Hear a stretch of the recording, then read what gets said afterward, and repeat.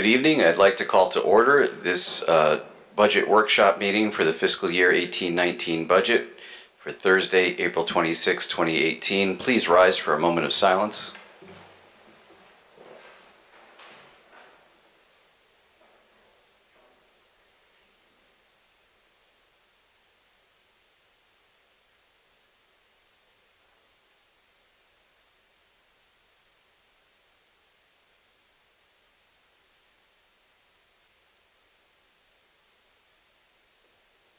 We'll have the Pledge of Allegiance. I pledge allegiance to the flag of the United States of America and to the republic for which it stands, one nation, under God, indivisible, with liberty and justice for all.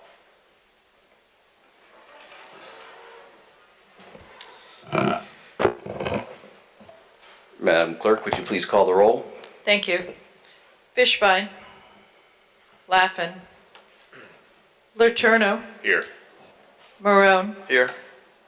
Morgenstein. Here. Shortell. Here. Testa. Sandri. Here. And Chairman Cerrone. Here, Councilor Laffin did tell me that he is running a little behind because of a child care issue. And Councilor Fishbein just walked in. First on the docket tonight is the Police Department, page 30 for those following in your budget books.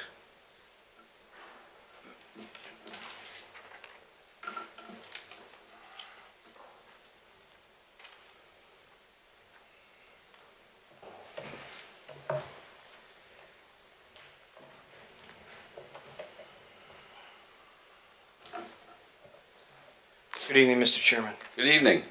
You could just remind us who you are for the record, please. William Wright, Police Chief. Mark Mikulski, Deputy Police Chief. Beth DeGallo, Executive Secretary to the Chief. Thank you. We've talked about your budget a few times, you and I, and you've got some stuff to talk about, like adding officers and saving money and generating income. So let us have it.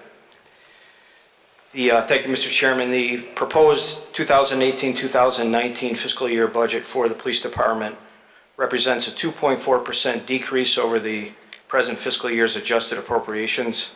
Salaries and wages reflect a 2.1% decrease over 17-18. This is due to a number of reasons, one of which is we reduced our extra duty line, which is the money that pays our police officers for construction work, from $800,000 to $600,000. Additionally, all three of the bargaining units in the department are currently in contract negotiation.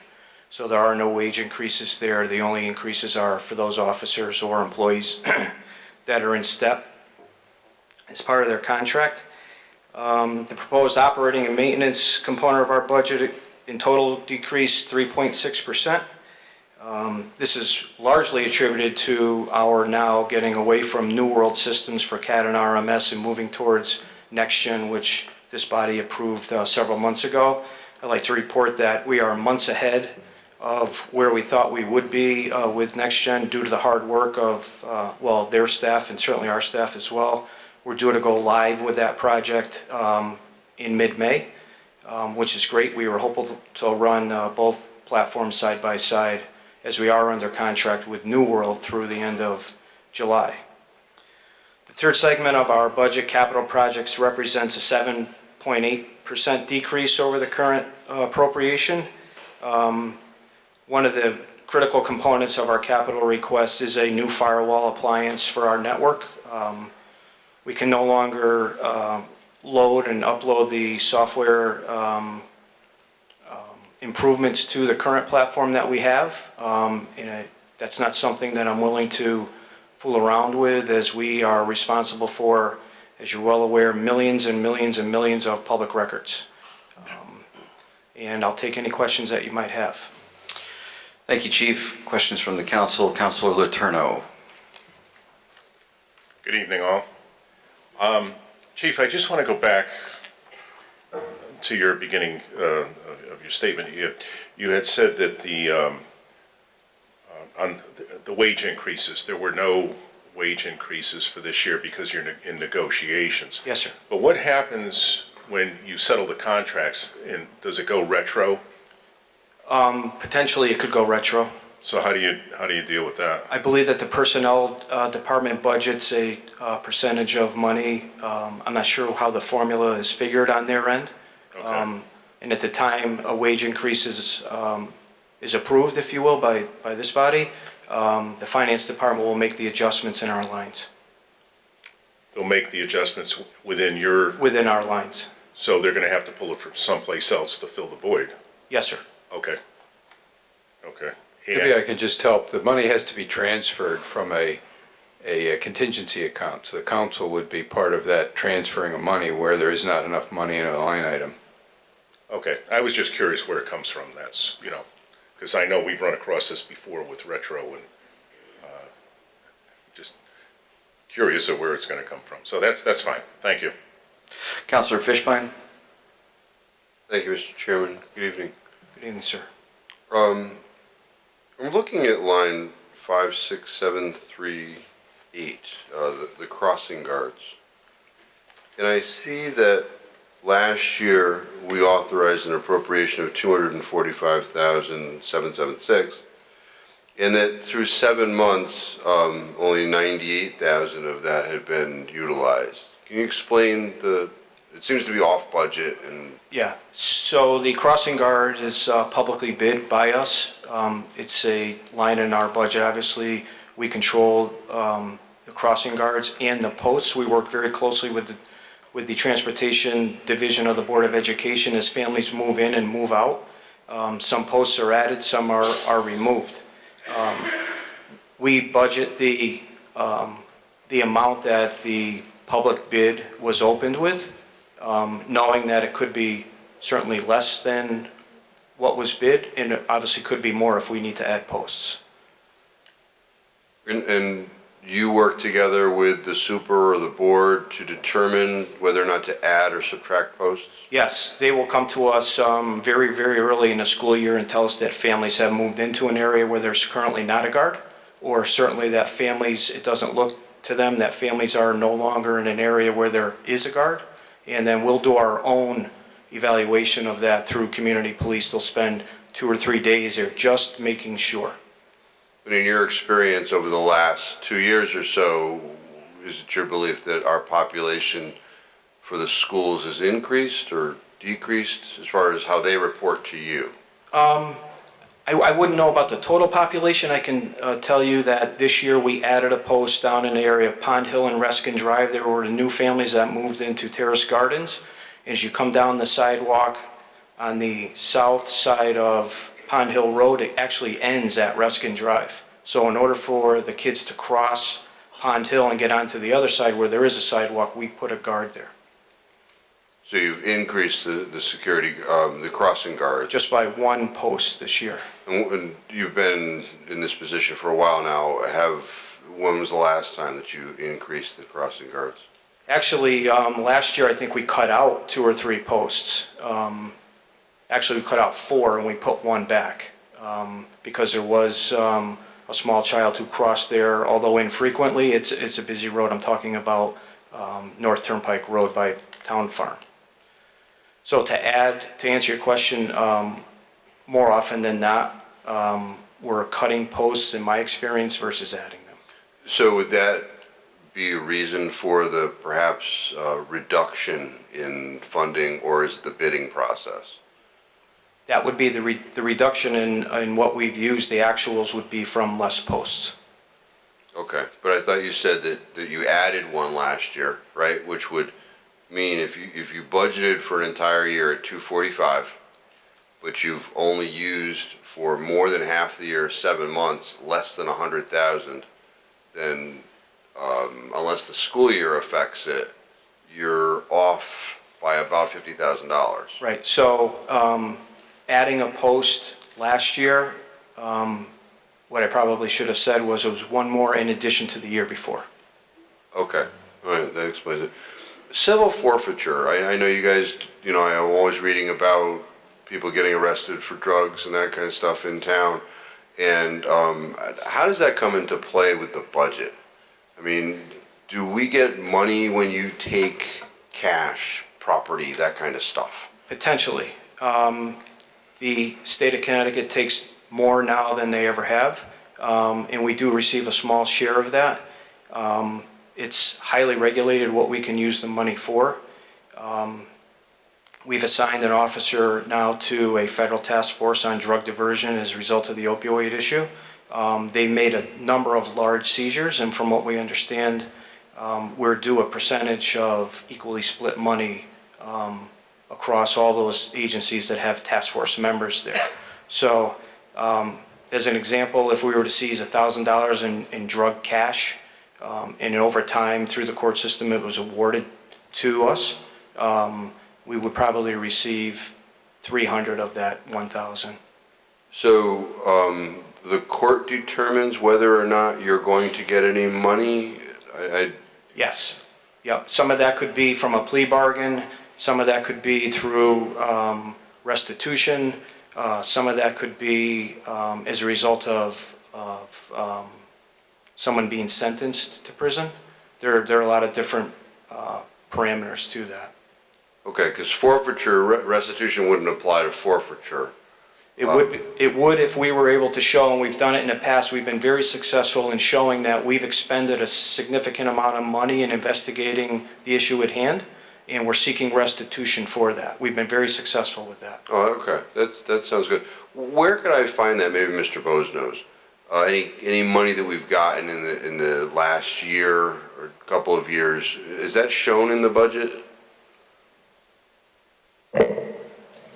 It's not shown in the general fund, it's a special revenue fund, but if you want it, it's one of the reports we send you folks monthly. But if you wanted some detail on revenue and or costs out of that, we can certainly get you that, sure.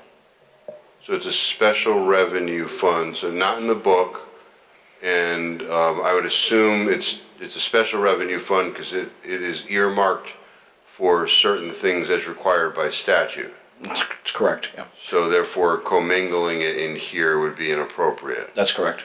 And when the police department does have a need for it, you folks have to approve the authorization or the appropriation of the funds. It's not in the budget book because if it were going to be anywhere, it would be in the the early part of that book in the special funds portion.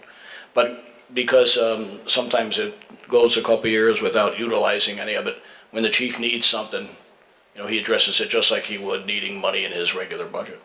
Not that I want to go down that far tonight because we're dealing with this budget, just wondering, when the last time we've utilized that money and how much is in I that. think we just went recently, Chief, right? Right. So if you remember, probably a year ago, maybe a little bit more, I came before you requesting new pistols, new service pistols for the agency. We got a great trade-in on the service pistols that we're currently carrying because of the manner in which we take care of our equipment. But the balance of that, you formally approved an asset forfeiture transfer to cover that. Okay, I have some recollection of that. Okay, I think that's all that I have at this time. Thank you, Mr. Chairman. Thank you. For the crossing guards, do we use a contractor? We do. Okay. Yes. It's a company out of California that only does student crossing services. Our current vendor is a company out of California.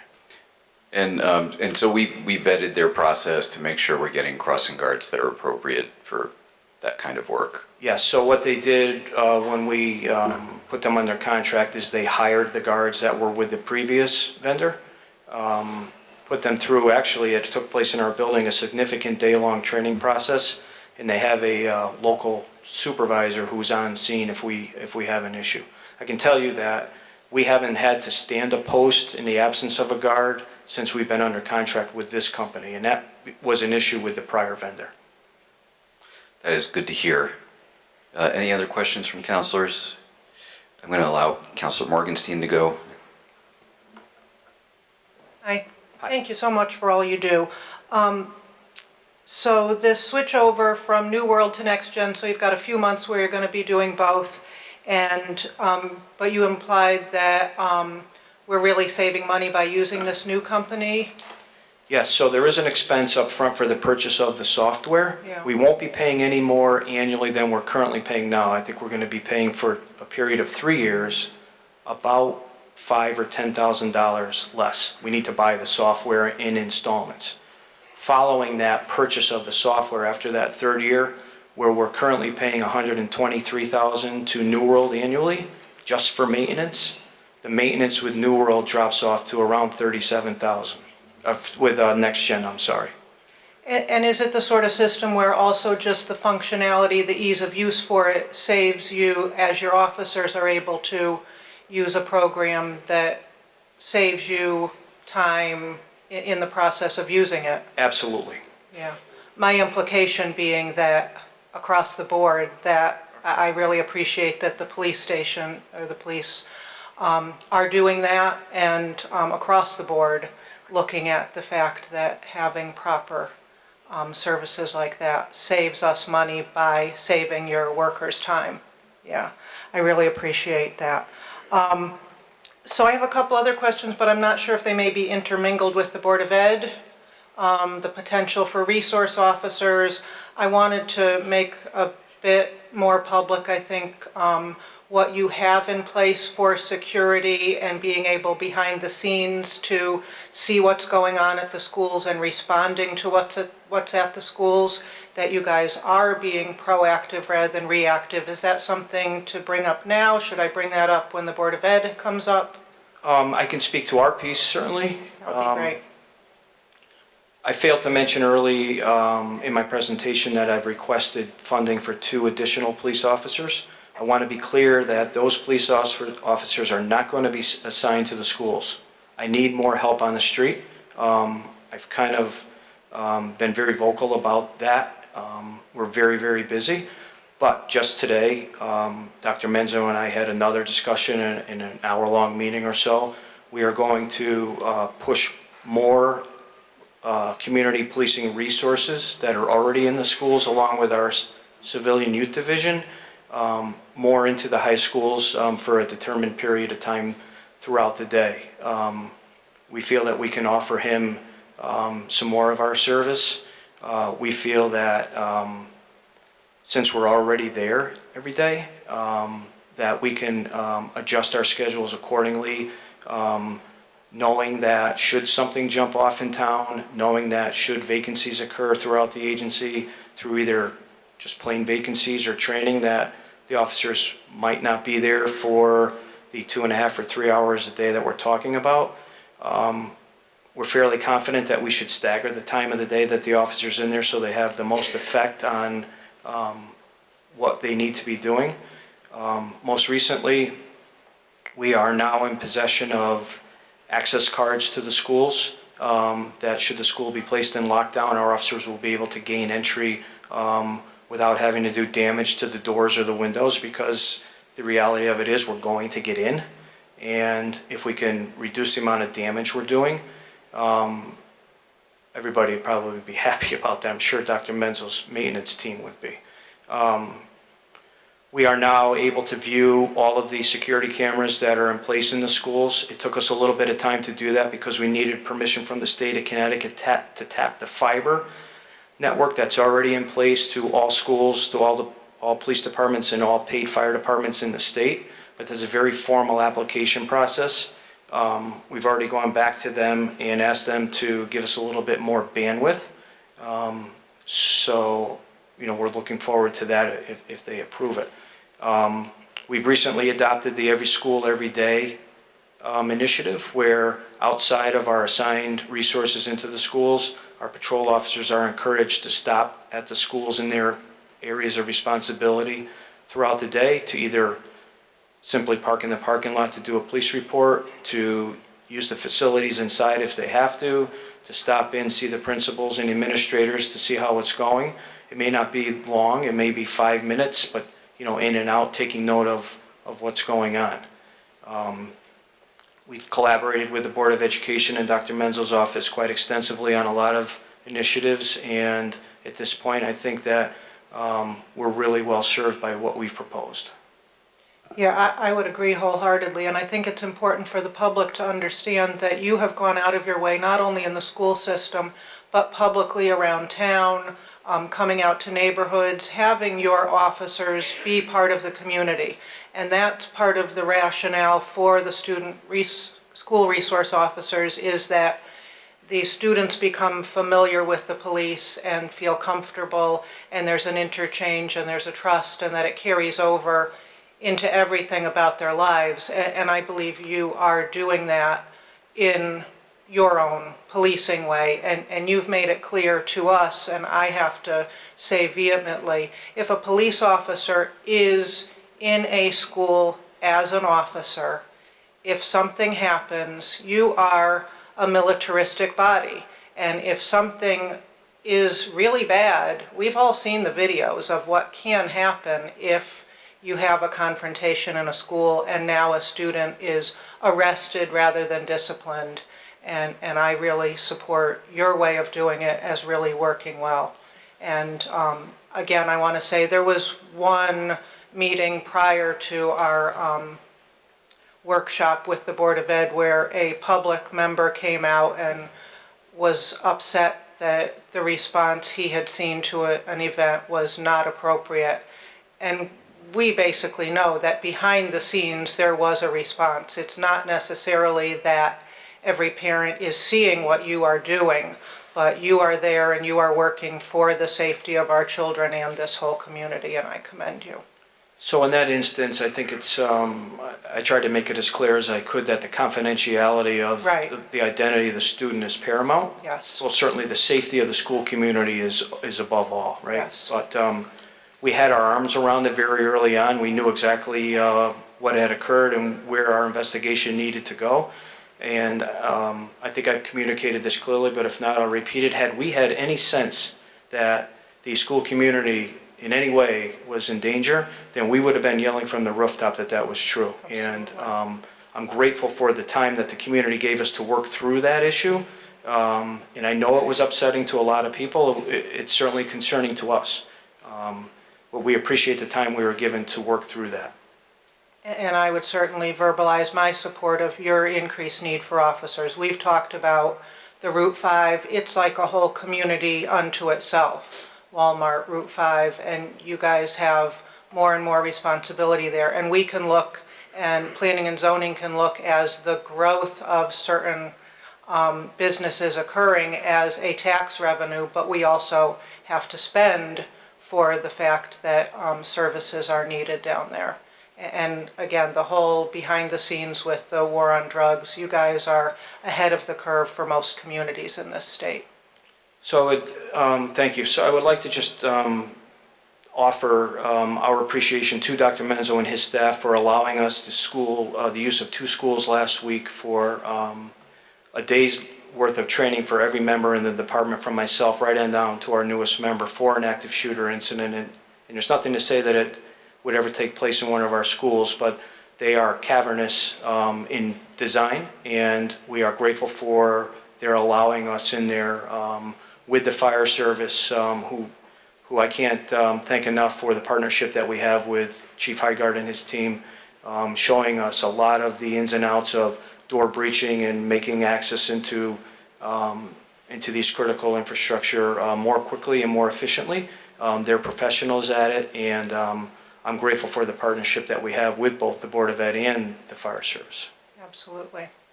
Thank you. Councilor Zandri? Thank you. Good evening. Good evening. I just have a couple of quick questions. You indicated you needed 2 more officers just for regular growth of the activity that you need to do in the town, but you've also reduced the position. Is that true?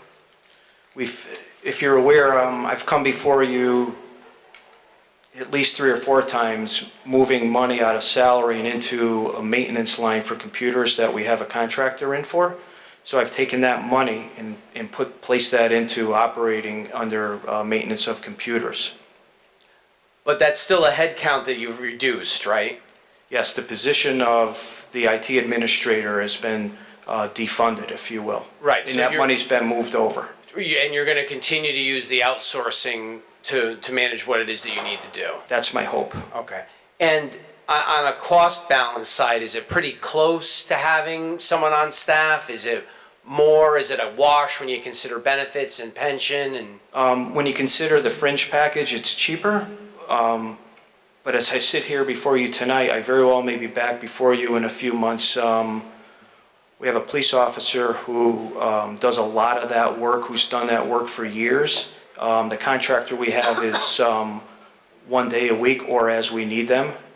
They're very responsive. That police officer has been with us 32 years.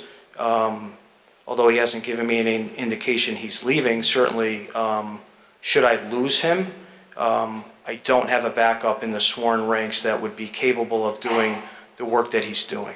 So he's kind of pulling extra duty for his knowledge set based on some of the responsiveness of what you need to get done. So potentially, and we would have to see how it goes, I may be coming before you through, certainly with permission of the mayor, to seek funding for that network administrator's job should I need it. And with respect to just going over again, you kind of indicated that you've shrunk your budget. Basically, you're come down in the request versus what you've used prior. And I've had a conversation with you already about the resource officers. They would definitely fall under the ranks of the police department. As far as if they were to be funded, they would have to come through your budget. Absolutely. So with respect to that, you know, the reason I'm asking this, and like I said, I was pretty clear the day that I called you about this, is I'm getting a lot of calls for people that want to see this. And they're not calling me saying it doesn't matter what it costs. I want to see it. They're basically saying taxes go up, we get that, we're not happy that they do, but this is something we want to see. I've had a few people also call me and say they're not interested in it. But by and large, it's been a larger subset of calls. What does it take to get it funded? So what does it take to get it funded? If we had to get 4 resource officers, what would it take to get it funded? What would your budget have to change by to fund that? To fund 4 additional over the 2 I've asked for, so 6 in total.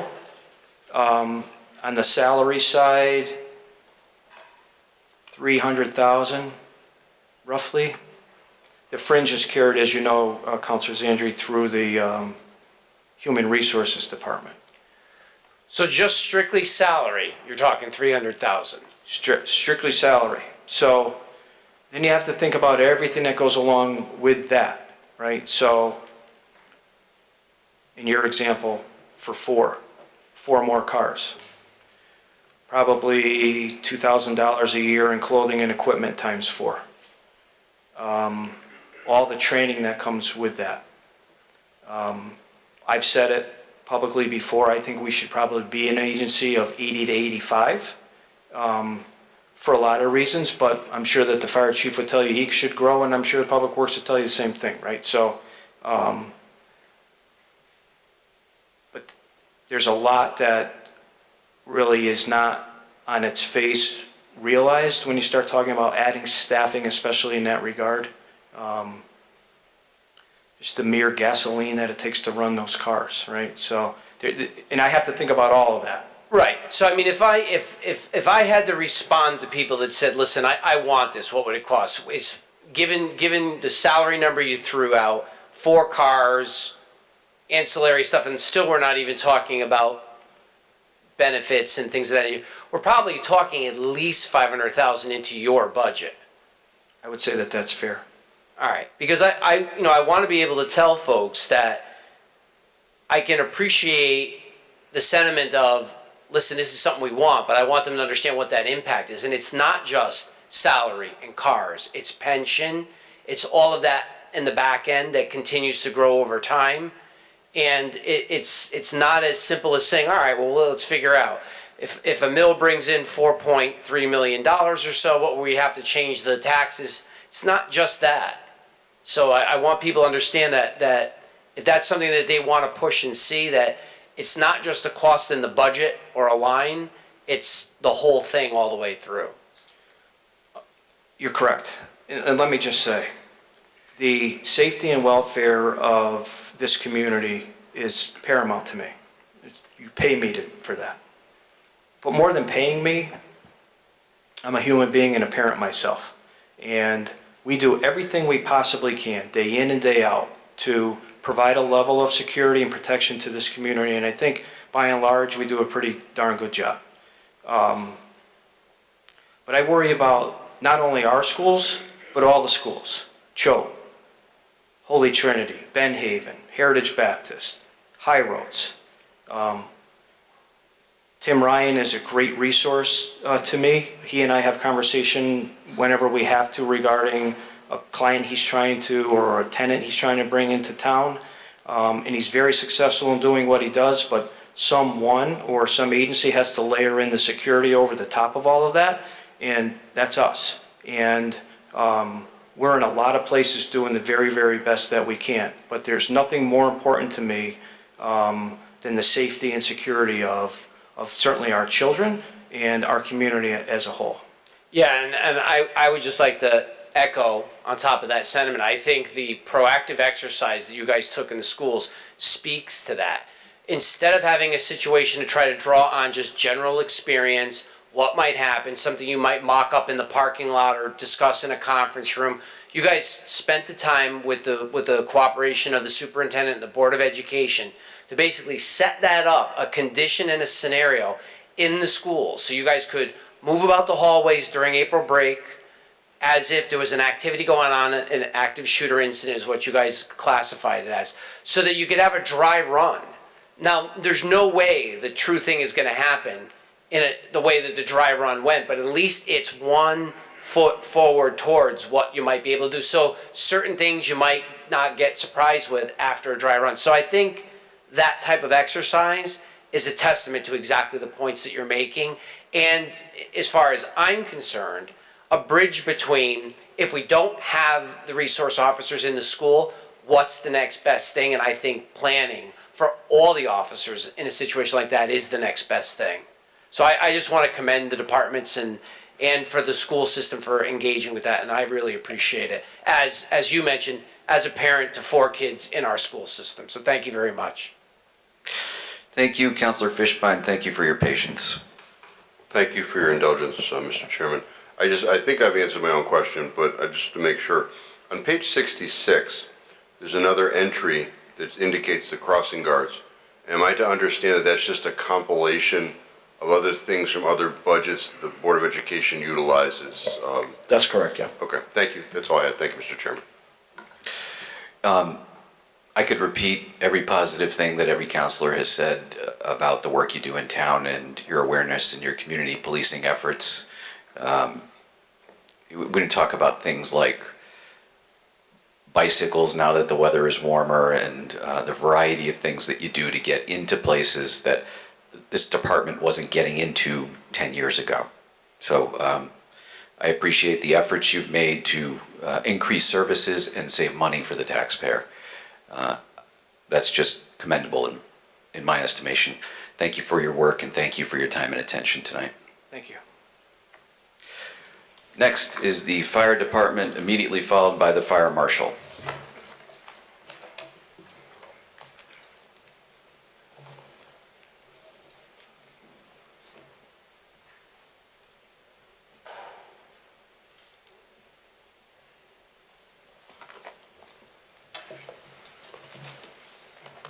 Good evening. Good evening.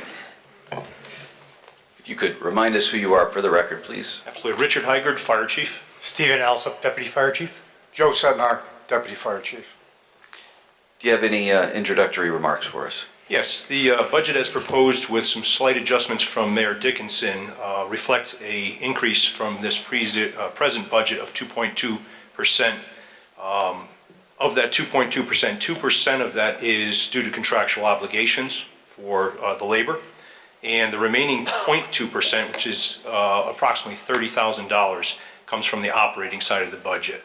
So this is a consistent budget with the same workforce and same service as we presently have. That'll answer questions.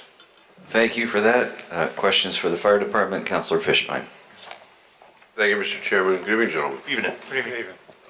Looking at line 51900, other pay, I saw that there was an appropriation, an approved appropriation last year, 305,512.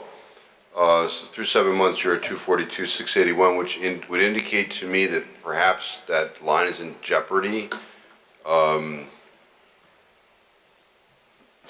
you might be going over. If I was to project that out for an entire year. I'm just wondering, was there something that happened in that line, or? For other pay, and I'll just give you what makes that up, it's contractual commitments for continuous duty, no sick leave incentive, EMS bonus, longevity pay management, degree allowances. So with that, these are all for contractual payments. It's not an incremental pay during the year. So you'll see a spike early in the year when those payments go out, and we can go 3 months without hitting that budget at all. So it's an incremental type budget, it's not a smooth type thing. That makes sense, thank you. Looking at the telephone line, actually, let's go to utilities, 53010. So last year, there was an approved appropriation of 108,000, and through 7 months, you've utilized well less than half of that. Was that efficiencies, or is it something that we? Some of that is, and some of it was, we had to make some estimations with the new facility at North Farms, the Station 7. So we made some assumptions for electrical, heating, and whatnot for use of that facility. Obviously, the weather throws a large curve. We have 6 buildings that we maintain, so any influences in that, there's a lot of variables. We had an increase in cost with fuel this year just by the bid price, so that's kind of a reflection. We were able to reduce the gallonage of our number 2 fuel oil, so that's why it's only $1,000 reduction in that line, but we do analyze our actual usage in all the facilities for natural gas, heating fuel, electricity, water, sewer, and all the other things. I would expect that will level out in a couple of years. You'll have a good indicator. So then continuing education, the 55700, appears to be under or over budgeted essentially. You asked for more money last year, you're significantly less this year.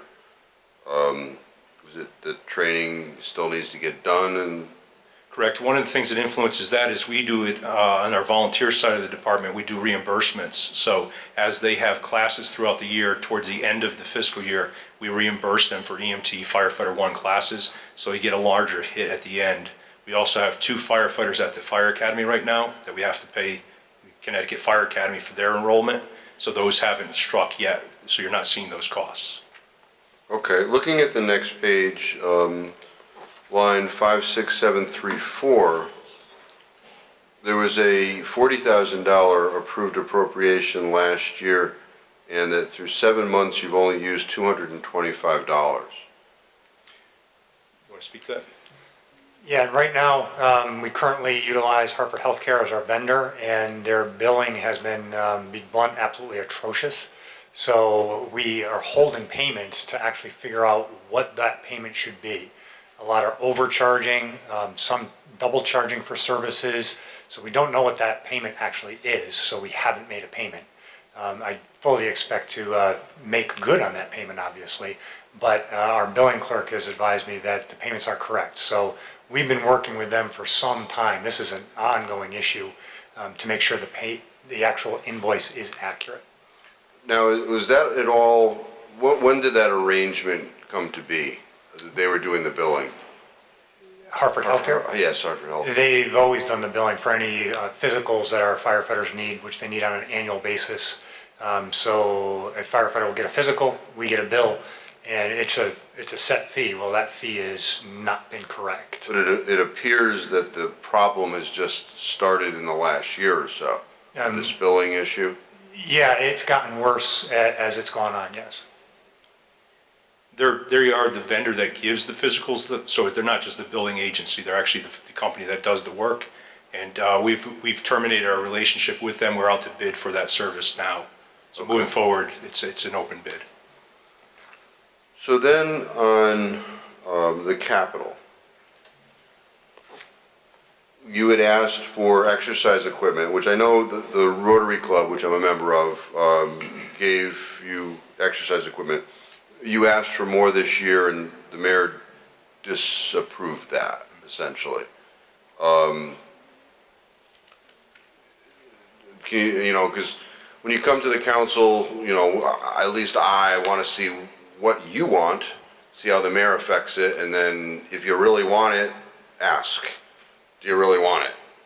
Yeah, we've been very much supporting physical fitness. There's a direct correlation with industrial athletes that if they're not in good shape, you're going to have a higher incidence of injuries and workman's comp claims. Also, injuries that do happen regardless, they heal faster if they're in better shape. It's pretty well established. We have facilities within our buildings that allow them to work out. It's not a CrossFit, it's not a gymnasium that you would go to the YMCA per se, but there is a fair amount of exercise equipment. We have gotten that equipment through donations primarily. So the equipment is not town purchased with some very small exceptions. We do allow in the day, the work day, and then certainly at evenings, the crews, volunteer and career, participate in working out. It is something that we're progressively trying to do more of for cost savings, as well as the benefit to the employees and the firefighters. So it is a strategy that we embrace, and if it's not funded by the town, we'll find other ways to put that equipment in the buildings. Have you considered, because I totally support the physical fitness aspect, have you considered like partnering with the Y to do the same thing, not having the infrastructure, but having a reduced membership fee, and that it would meet your needs, we wouldn't have to budget for it? We, in previous administrations have done that. It has been underutilized. But basically what happens is during the workday, we compromise some of the lunch hour and some of our training time for physical fitness. So there's opportunities on evenings when they're at the firehouse, in between calls, in between studying what else that they're working on, there's downtime. So we're trying to capture that little bit of downtime that they have rather than having to do it off duty, and that's what the YMCA would offer. In order to move vehicles to the YMCA to utilize the facility, that unit would all have to work out and or could be out of service, which we can't have. So it's more of a function of our operation. All right, so now we have the fire engine situation, which, am I to understand that the fire engine that I see here is a $220,000 appropriation? Is that still being made, but it's from CRA funds? There's a note here that says use CRA. I'd have to defer that. There's nothing in the CRA budget before you for next fiscal year for a fire truck or a fire apparatus. As it is, the chief's request was year 1 of 3. So, in speaking to the chief, just last week, chief, or 2 weeks ago, to stay on his heavy vehicle replacement schedule, which these folks do a very good job with, in my view, but to stay on that, maybe come back next year, ask for the full price of the vehicle, and we will fund it. We will try to fund it through the CRA. We'll come before the council then. This way, putting in the CRA fund now, it's just going to sit there for 2 years without even being spent. So, what's the sense of doing that? So when he does come forward, and the CRA fund is the distribution fund is a special revenue fund. It does not lapse a year end like the general fund does, so that we wouldn't have any carry forward issues and things of that nature. So that's what we've spoken about, and you'll probably see it next year in the budget in its entirety instead of just in its phases. So the CRA funds, it's a finite amount of money. We're not going to get more money from CRA. No, we believe not. So is there a harm in this council, because we don't know what's going to happen next year, earmarking this money in the CRA account as being year 1 of the 3? No, but you really don't have to do that in the CRA funds because the funds are there. It does not affect the tax rate. So there's really not a need, if you will, to use several years to fund something like that. We've been doing it over multi-year funding for most of the heavy vehicles to keep budgets relatively level. And that's great, but this definitely qualifies for some of the CRA funding, as it's really non-operational, and it does save the mill rate. It frees up funds for other expenses and or reduces or tries to keep the mill rate from explosion too high. I'll defer to the mayor briefly. Yeah, the council has to appropriate. I mean, the appropriation comes to the council for anything out of reserve funds. So the designation isn't important. It's when it has to be appropriated, that's when everyone acts on it. Otherwise, it is in reserves. Yeah, okay. So I'm looking at public safety here. So I've got, fire saying, well, let's go back.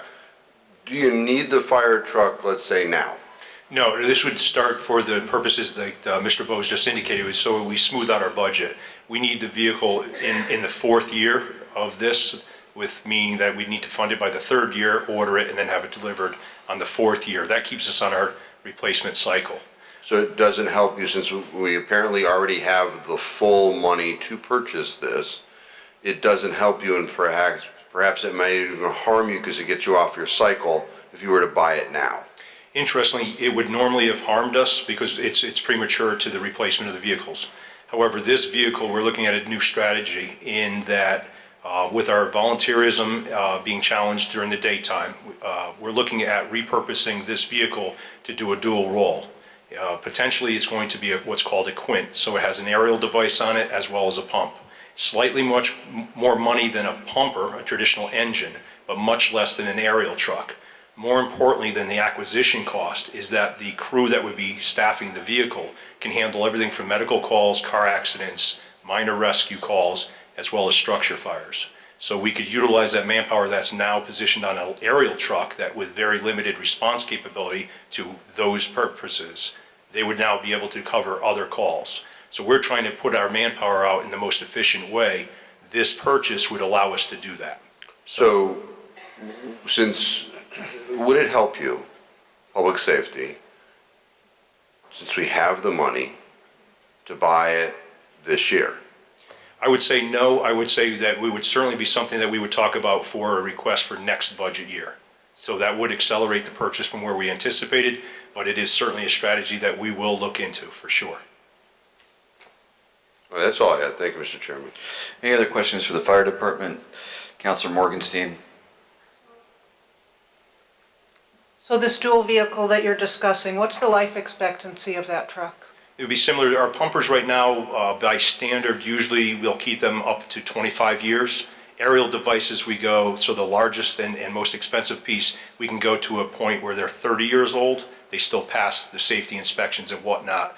Obviously with wear and tear, we try limiting the amount of runs that the aerial devices go on. In the past, we've replaced aerial devices every 15 years.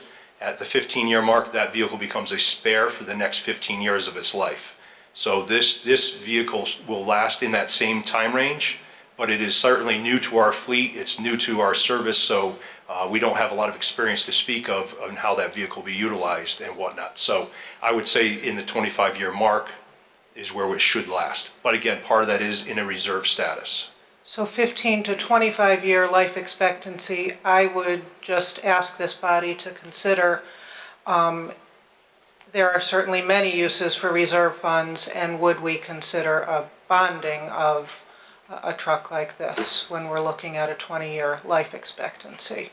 And that's, you're saying right now, for next year. One other thing, I understand from talking with your folks that medical responses are way up over fire responses. Is there, other than this truck, other things within your department that you see as different needs based on that? No, we continually make adjustments for the increase in call volume. The call volume, as you mentioned, is fire responses over 30 years have been very consistent. The incidence of actual working structure fires may be down slightly, but the same volume of car accidents, brush fires and whatnot is still taking place. Our increased call volume is medically related. 82% of our responses are medical calls, so involving motor vehicle accidents all the way through traditional medicals. In that we have a rescue truck on during the daytime to reduce the wear and tear on engine companies and to keep the engines available for other responses. So we make adjustments very often in reducing cost and being as efficient as possible. So we're constantly looking at that. And where do we stand relative to other communities? I know sometimes you hear these really far-out stories about someone taking an ambulance ride and their insurance not covering it, and reimbursement, and just where we stand as a community for our expense outlay versus what we see. Sure. With the experience of our EMS enterprise that we terminated last year, Chief Alsop still maintains a watch over the billing and the revenues recovered from that. And with that, I'll have him speak to it. We have a collections rate that is fantastic. I think it's very competitive with any other community, and dare say it's equal to the commercial services, but I'll ask Chief Alsop to speak to So that. as far as EMS concerns, I always say you want to get hurt or you want to get sick in Wallingford. We have a tiered system of first responders, could be volunteers or career, EMTs on fire trucks and or rescues, paramedic service, and the town offers the transport piece. We hold all the cards. So you get good bang for your buck, cross-trained paramedic firefighters, EMT firefighters, and there's a lot of value to that. Also with the transport piece, there's a revenue component. Although it's not an enterprise fund anymore, the town sees a fair amount of revenue for that. Gets put into the general fund, which helps offset costs. Not directly tied to the fire department, but it does help. You get great care here in Wallingford. You have a top-notch system, so I dare say we're doing better than a lot of communities. Absolutely, I would agree. Thank you. You're welcome. Councilor Zandri? Thank you, Mr. Chairman. Good evening, gentlemen. It's a segue question. Mr. Bose, in the CRA distribution fund, how much is left in there in its totality? Unappropriated, there's a little bit more than $3 million. Oh, okay, thank you. So just kind of off that, to the point you were making before about safety and emergency response. If next year we're kind of coming into, we'd be year 2 of 3 for the appropriation to get it in the 4th year, but if you guys feel next year that you want to try to bring that forward, much like the point being made that the funds are already there, and there's some ability to utilize the extra vehicle early, maintaining the other one, I would encourage you to come forward with that next year. Appreciate the support. Thank you. Because to me, I'm one of the first people up here that would rather bond out stuff that makes sense to bond. Over 30 years, you're using time, money management going forward. But if we're gonna utilize the cash in some format, I would rather have it be put into service a year early if that's something that a department can justify. And it sounds like you're on the road to justifying it maybe a year early. So I would encourage you to bring that forward for next year. Just real quick, Mr. Bose, I have another follow-up question. If we see these appropriations in force for different things in the budget, if the fire department's budget were to have the $12,000 left over, are they able to make the request, or do we do it to say, look, they've got $12,000 left, instead of the monies being returned to the general fund, can we make them appropriated in force so that they can get this exercise equipment they wanted to get? No, you can't reappropriate it. That's been appropriated for its specific function that you see on that page 89, or the Okay. appropriation in force.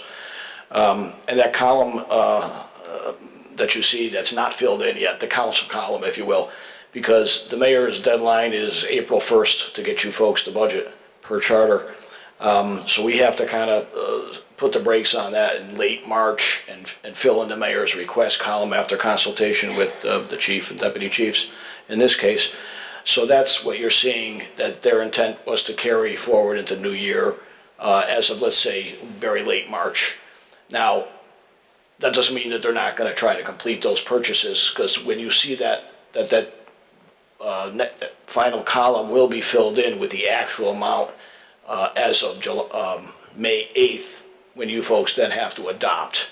So you're going to see reductions in those amounts if there are money spent between April 1 and May 7th, let's just say. And then again, the folks, when you folks adopt the appropriations in force budget through the ordinance, that amount is going to be the maximum, because there's going to be more spending between May 8th when you folks adopt versus June 30th, the end of the fiscal year. So you folks are really adopting the maximum to carry forward for those line items. But each of those line items, getting back, I think, to the heart of your question is a legal authority to spend for that function or for that item, and really cannot be switched for anything else. Okay, so then let me pose a different question. If they kind of have a handle on their budget coming into June timeframe, could they come forward and say, you know, we have $12,000 that we think is going to be remaining in account X, and we'd like to make a transfer to a new account to be created called exercise equipment before the end of the year? Could we transfer the 12,000? We're not going to use it, and then execute it against the exercise equipment? From operationally, yes, yeah. All right. So I guess maybe as another solution to that, if you guys find a budget, you know, I mean, I know it's difficult to try to, you know, you're trying to hit a moving target going into June 30th. But if you know that you've got some expenditures elsewhere that don't get utilized, maybe it's a salary line or an overtime line or something that we're permitted to transfer and use, if you could come back to us in the June timeframe, request an item on maybe the consent agenda. I don't know if it's something we'd have to get pulled off and discussed. We might be able to get you to reuse funding that you didn't spend for something else for the equipment you were looking to get. Thank you. Just another thing to think about. I mean, it may not be a priority thing come June, but if you happen to remember it, it's something you think of, you know, you'd be able to do it. And kind of from that, I just would like to, I would like to publicly take the opportunity to thank the department. Last week or so ago, you guys came at the response, down at the banquet facility. My grandmother's apartment had a dryer fire. I had 6 trucks there and a truck from Meriden responding. And we already had her out of the house. The fire was mainly out in the dryer. You guys went through. It didn't spread. You guys caught it right up in the vents, and that's just top-notch response. And once the trucks were in there, figured out what they needed, I watched other trucks leave. They had other things to do, but they all responded. It was very fast. It was very professional. There was a lot of concern for what was going on with my grandmother. And again, as the department got other calls, they realized they could dispatch to other calls coming in. They left, and I got to tell you, it's just one of those things where you're in a community and you don't realize what you have until you need to use it. And I've never had to use the fire department in my life. That was the first time that I've been directly associated with a 911 call with the fire department. I thought it was fantastic. I mean, the guys came in, they did the perimeter. It was just fantastic. I can't even say enough good stuff. I really want to extend my personal thanks to the department. You're welcome. I'm glad. Based on that response. So thank you very much. Please keep up the great work. Any other questions for the fire department budget? Questions for the fire marshal's budget? Chief, I presume that would have been you to answer those. It would have been. Okay. How is the fire marshal's department doing? Doing excellent, very well. Meeting all the benchmarks that we established. Terrific.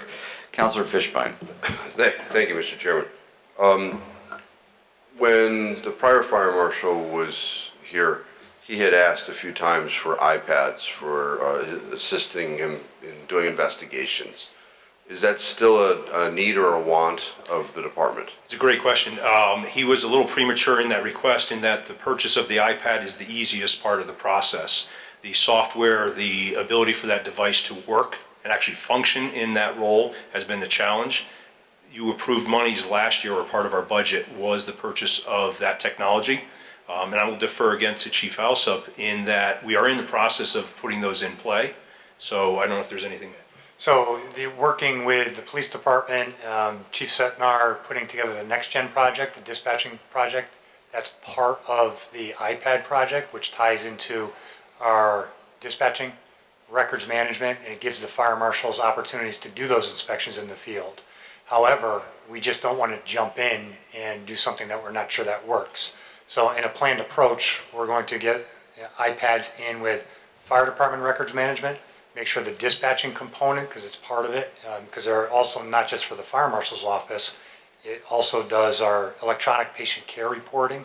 It's a tool for access to our records management. Once we have the dispatching piece taken care of, we already have the EPCR, patient care reporting, taken care of, we'll explore getting the fire marshal piece taken care of.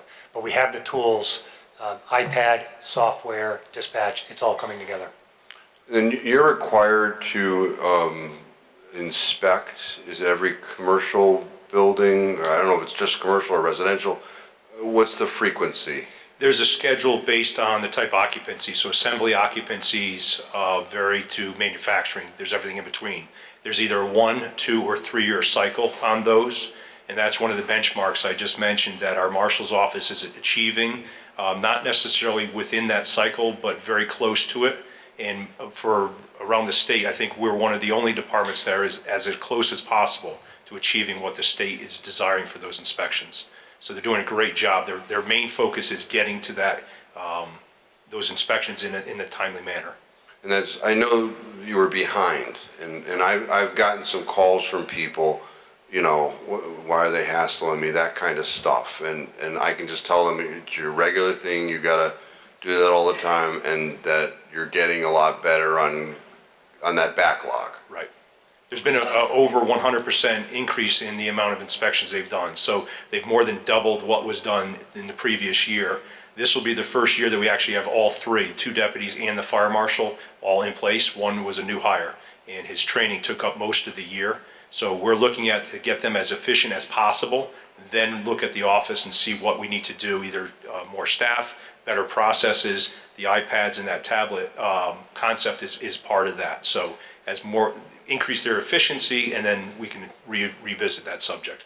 But they're working in a much greater capacity than ever before. Okay, thank you. Thank you, Mr. Chairman. Any other questions for the Fire Marshal's Department? Thank you very Gentlemen, much. thank you very much for your time and your hard work. Thank you. Up next, the Board of Education and the cafeteria.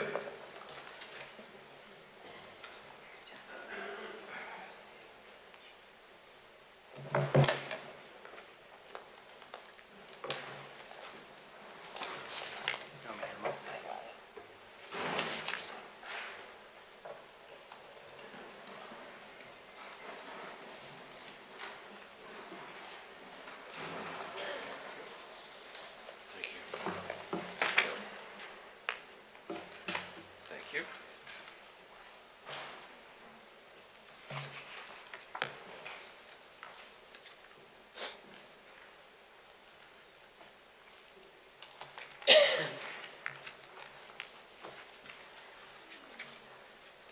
So, good evening. Good evening. We'll introduce ourselves for you. Sal Menzo, Superintendent. Roxanne McKay, Board Chair. Dominic Barone, Business Manager. So, thank you for having us this evening. Thanks for showing up. Oh, wouldn't miss Our pleasure. I just distributed to all of you an adjusted budget that we'd like to share and walk through with you at this time, if that's okay. Yes. So based on our initial request, I'll read down the document. You start off with our initial request, which was a 2.42% increase. The mayor had allocated in his initial proposal 1.6. So what we've worked since then to try to meet, not only meet the 1.6, but also in the process look to see if we could go beyond that, knowing the fiscal challenges the community faces. So the first reductions we made were accounted for in terms of electric adjustments that are based on actual bills, and what we, in working with the electric company, we believe those reductions are accurate. We also have some items in our textbooks that we would like to use our unencumbered funds to purchase this year, which is a one-time expenditure, which we have done in the past. And then we had excess cost for special education tuition that was increased based on what's the projection from the state, so that was a reduction we were able to take. And then non-certified severance. One of the things that I've mentioned before is that our certified staff are asked to put in, they don't have to, it's not an irrevocable resignation or retirement, so they're able to pull back. But we have to budget at the initial process for all of the severance. So at this point, we believe we can cut the severance because we don't have as many people retiring. So those initial reductions reduced the 2.42% by 0.44%. Then we looked at the next phase, which were our strategic plan items that were one-time expenditures, again looking to use unencumbered funds this year to cover those expenses. So that reduced the budget by 0.31%, which brought us to a 1.67%, 0.07% above what the mayor had initially proposed. The good news and the bad news is our enrollment has increased by 58 students since we've last spoken. So the good news is that many of the teachers that we believe we were going to have to lay off no longer will be laid off, because we do have actually positions for them to be teaching in our schools because the little cherubs have shown up, which is great. So we're able to have the students in the schools so we can maintain the staff and maintain our projected class sizes and stick within the guidelines the Board of Ed established. So that means that we did need to hire some additional staff or add back some of the staff that we had lost initially. And then public tuitions for special ed students is up. So that was an increase of 3.34%. So at that point, we were just over 2.01. Over the last 3 years, we've come to the board and we've shared that we've been engaging in lean strategies. We've been looking at design thinking, combining those strategies with lean strategies, and we've employed those. The good news is that based on our forecast this year and based on our projections for next year, those strategies really have paid off. So you'll note that the list of reductions of $836,994, out of that there are several items that we see as attributed to those activities that we've done as a district. We're able to reduce our substitute account for curriculum writing because we've revisited how we write curriculum in terms of our process, our procedures in our curriculum department. Our tutors, that was a huge allocation that was really a challenge to wrap our arms around, so we did a process improvement activity around that, and that has reaped definitely a reduction of $100,000 that we believe we can make. Hourly teachers is similarly connected in that same vein. We do have a reduction here of paras. It's not actually a para educator. It was an adjustment of a salary based on a grant that was actualized. So that's why we're making that adjustment. We're not cutting another para. Non-certified overtime, that's been a big focus of ours. So we did again another process improvement activity with all of our department heads, our principals at central office, our staff there, to really account for those hours in a much more effective manner, which has resulted in a reduction. Benefits have been adjusted. Unemployment, as I stated, we won't look to unemploy or have people laid off as many people, so that was able to be adjusted. Electricity, another adjustment in collaboration with the electric department. Transportation, another key element that we did a significant process improvement, because we have a lot of buses that travel in district throughout the day, and those were very costly. So we combined runs, we made sure we met the needs of the students first and foremost, but we were much more effective by mapping it out, spending the time to really figure out what we needed to do. And lastly is the private tuition.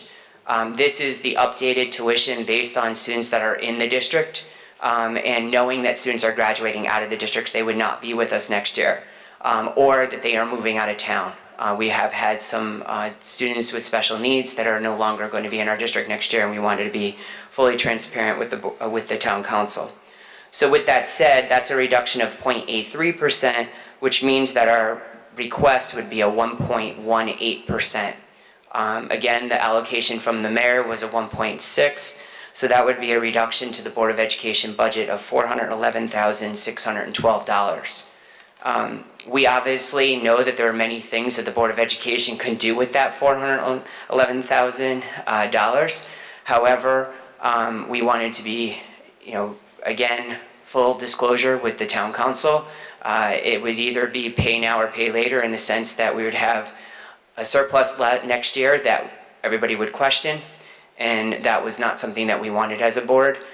We did have a discussion last night that if the town council didn't want to reduce those funds, there are other items in our strategic plan that would be one-time expenditures that we could do and move forward with. However, we want to again bring this forward with you in a sign of our openness and transparency. Well, thank you.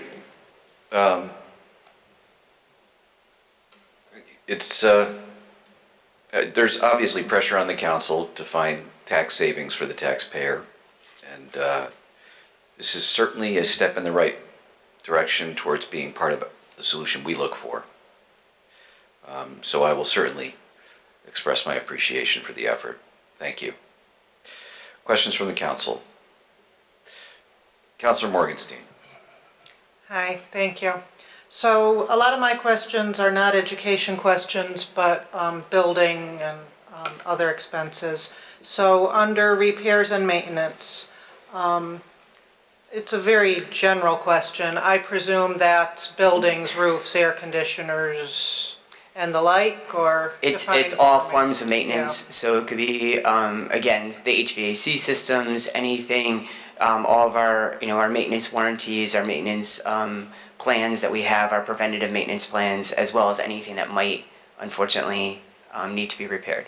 So we have a lot of aging buildings, and there has been discussion, and I believe you are in the process of looking at investigating what would it cost, where would we be at with new buildings. But kind of a larger question. So this comes under the Board of Education, but this is nothing to do with education. So do you see a way, do you see a benefit? Should we be putting this as a general fund expense rather than a Board of Ed expense, and not taking these sorts of expenses into what we're spending to educate our children? Well, I think that as a superintendent who my main mission in life and passion in life is educating children, the easy answer is yes. The difficult side to that easy answer is that the money would be going someplace else in the budget. So at the end of the day, I can't speak for how the town would react to where it goes. But again, yes, in terms of philosophically speaking, if we wanted a true budget just for educational purposes, then I guess those items could go there. I guess the challenge is though, and this is where I kind of go back and forth in my mind, is that it's hard to educate a child without a building. So you do have the resources of the buildings, and so the children in the building do obviously bring wear and tear because they're all part of it for many years. So I think it's a challenge. Most districts in the state of Connecticut, because we've had this conversation before as a board, and actually in my last district this was a significant conversation because we were regional. So that was, you could imagine, an interesting conversation.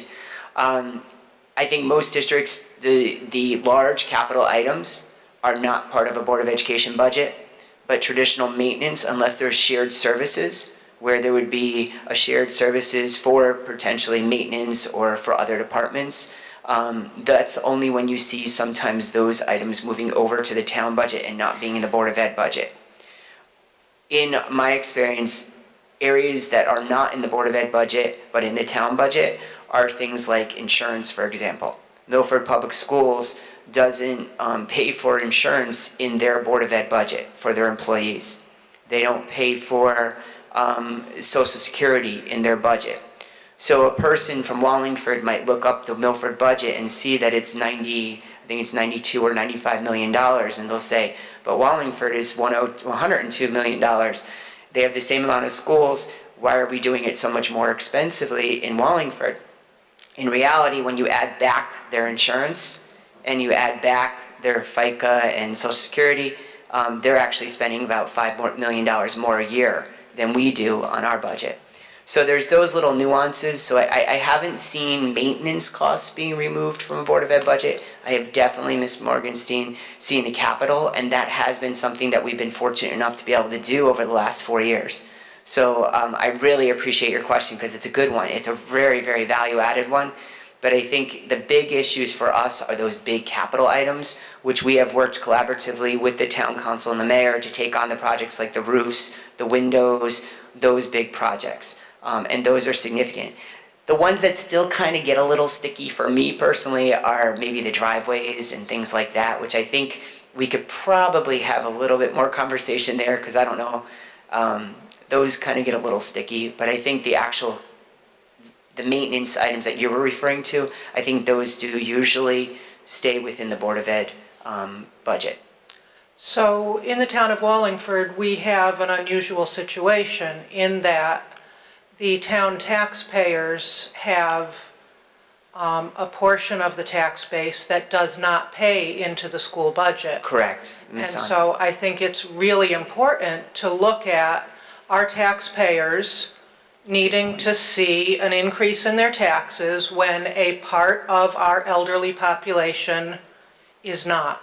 That's a very good point. I didn't think of it that way, so I appreciate that clarification. Absolutely. I mean, I think a simple act, if there were a number that you could give us that was, okay, if this could go against the general fund, you'd have more money coming in to pay for it. So Correct. it's not as simple as, well, you're paying for it either way, because some people aren't paying for it either way. It's a very good point. Actually, I remember bringing the Masonic community up to the town council about 3 years ago, when we were really pressed and we weren't going to necessarily sustain services. So I do appreciate that. That was something that we did investigate. So you're absolutely right.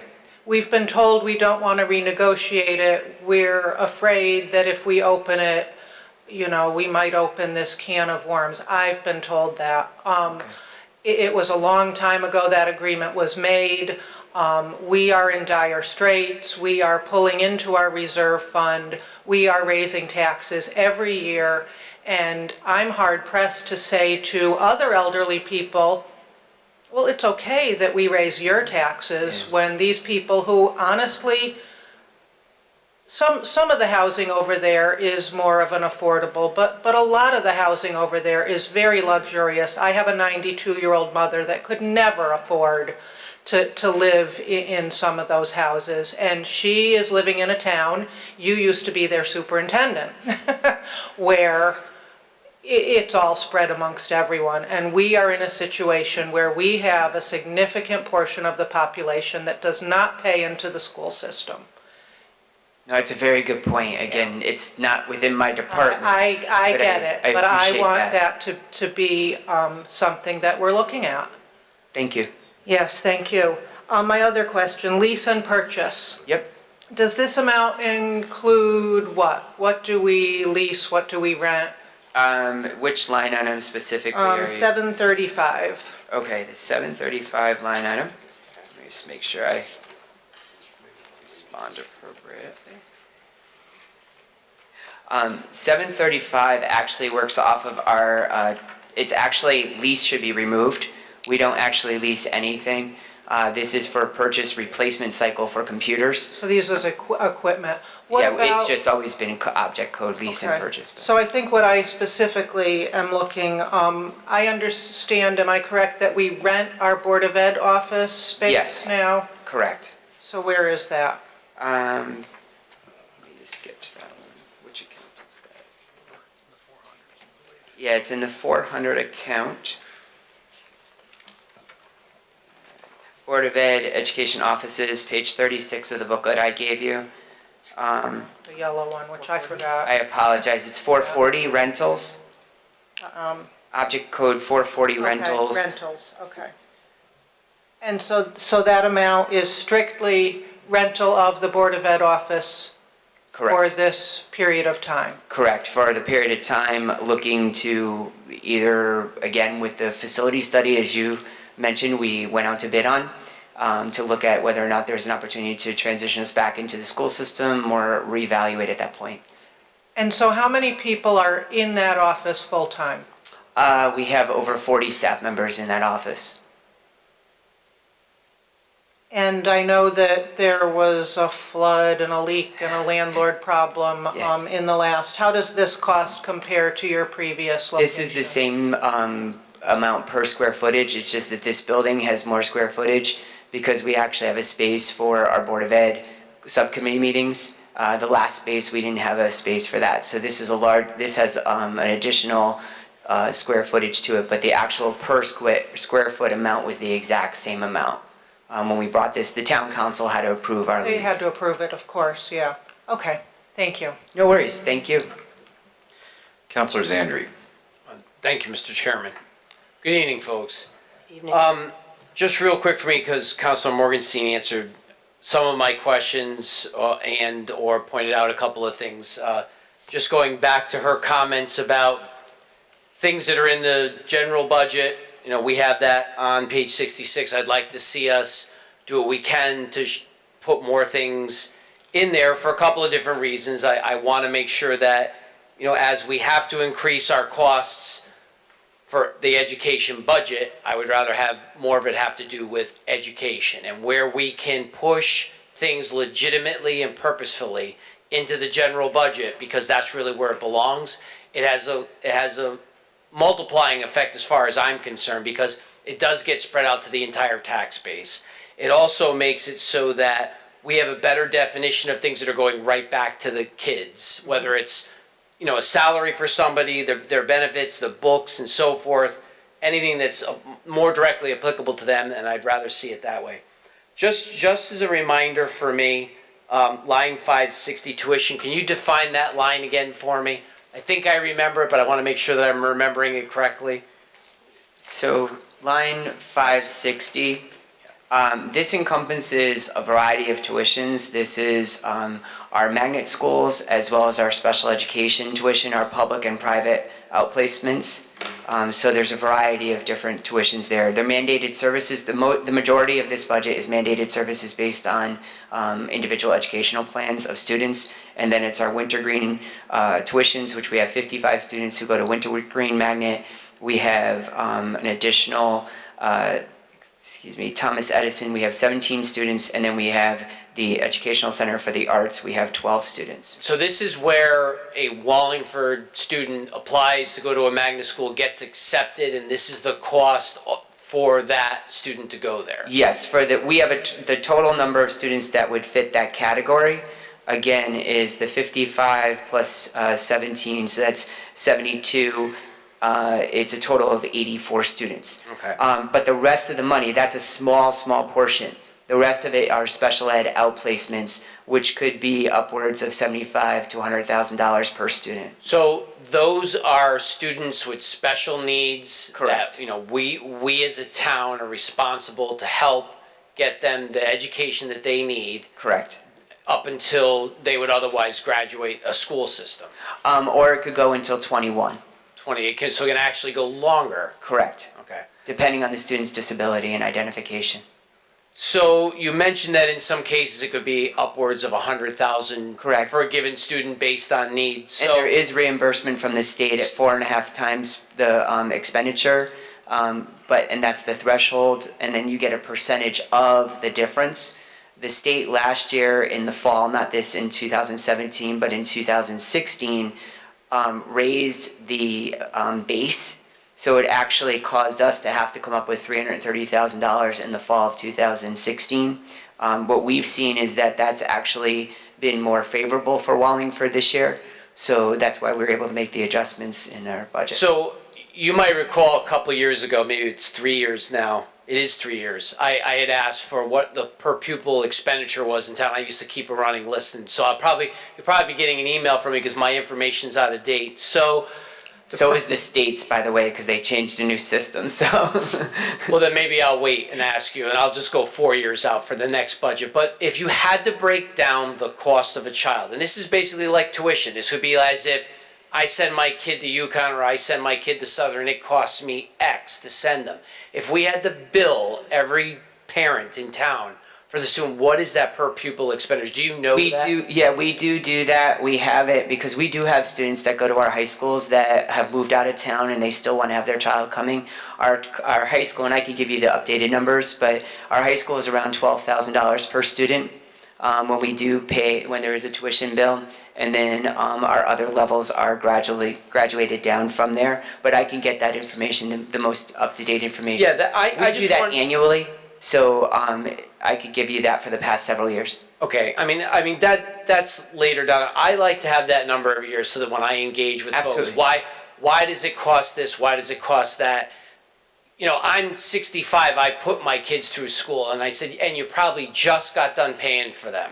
And I want to be able to go back and be able to say, this is what it actually costs, and get them to understand that it's not just, you know, once your kids are out of the system, you're done paying for them. Plus, you know, there's a whole litany of arguments beyond that. But I want to be able to have that cost every, so I appreciate that. Yeah, no worries. We can get you the whole chart. And lastly, what I would like to kind of say from here is that, you know, I appreciate the homework you guys have done to not only meet but exceed the reduction ask from the mayor. I mean, you guys come forward with your budget, you bring out your ask, you put a few things in from strategic, and then when the cuts come, you guys go back, you sharpen your pencils, you say, all right, you know what, maybe we can save these couple of things, we have to give these other things up. And you go back with this additional exercise and you come all the way back with a potential adjustment downward even further beyond what the mayor asks. So we have the ability up here, because the mayor's budget is approved already, up to that authorized amount by the mayor, 102,119,789. So that differential, that potential savings of the 411, the only way that moves is if we make a motion over here to move it, and then it goes through, and then not enough additional changes come through where the mayor has to veto it. Because if enough additional changes were to come down, if it got approved here and the mayor vetoed it, that number would go back anyway. Right. I don't want to be the type of person to come across and say, well, you know, if you got it, just give it back. But I think there's been enough things cut from the strategic budget. There are things that are going to come up anyway. You're going to have to come back next year and replace books you maybe deferred and other things that you maybe didn't spend on, or Chromebooks that didn't get replaced, that got put on the side, whatever the case might be. I think that, you know, the mayor gave you a target, you exceeded the target. I appreciate the transparency, and I really hope that the rest of the body up here, when it comes time, can support what the mayor's authorized and allow the board to,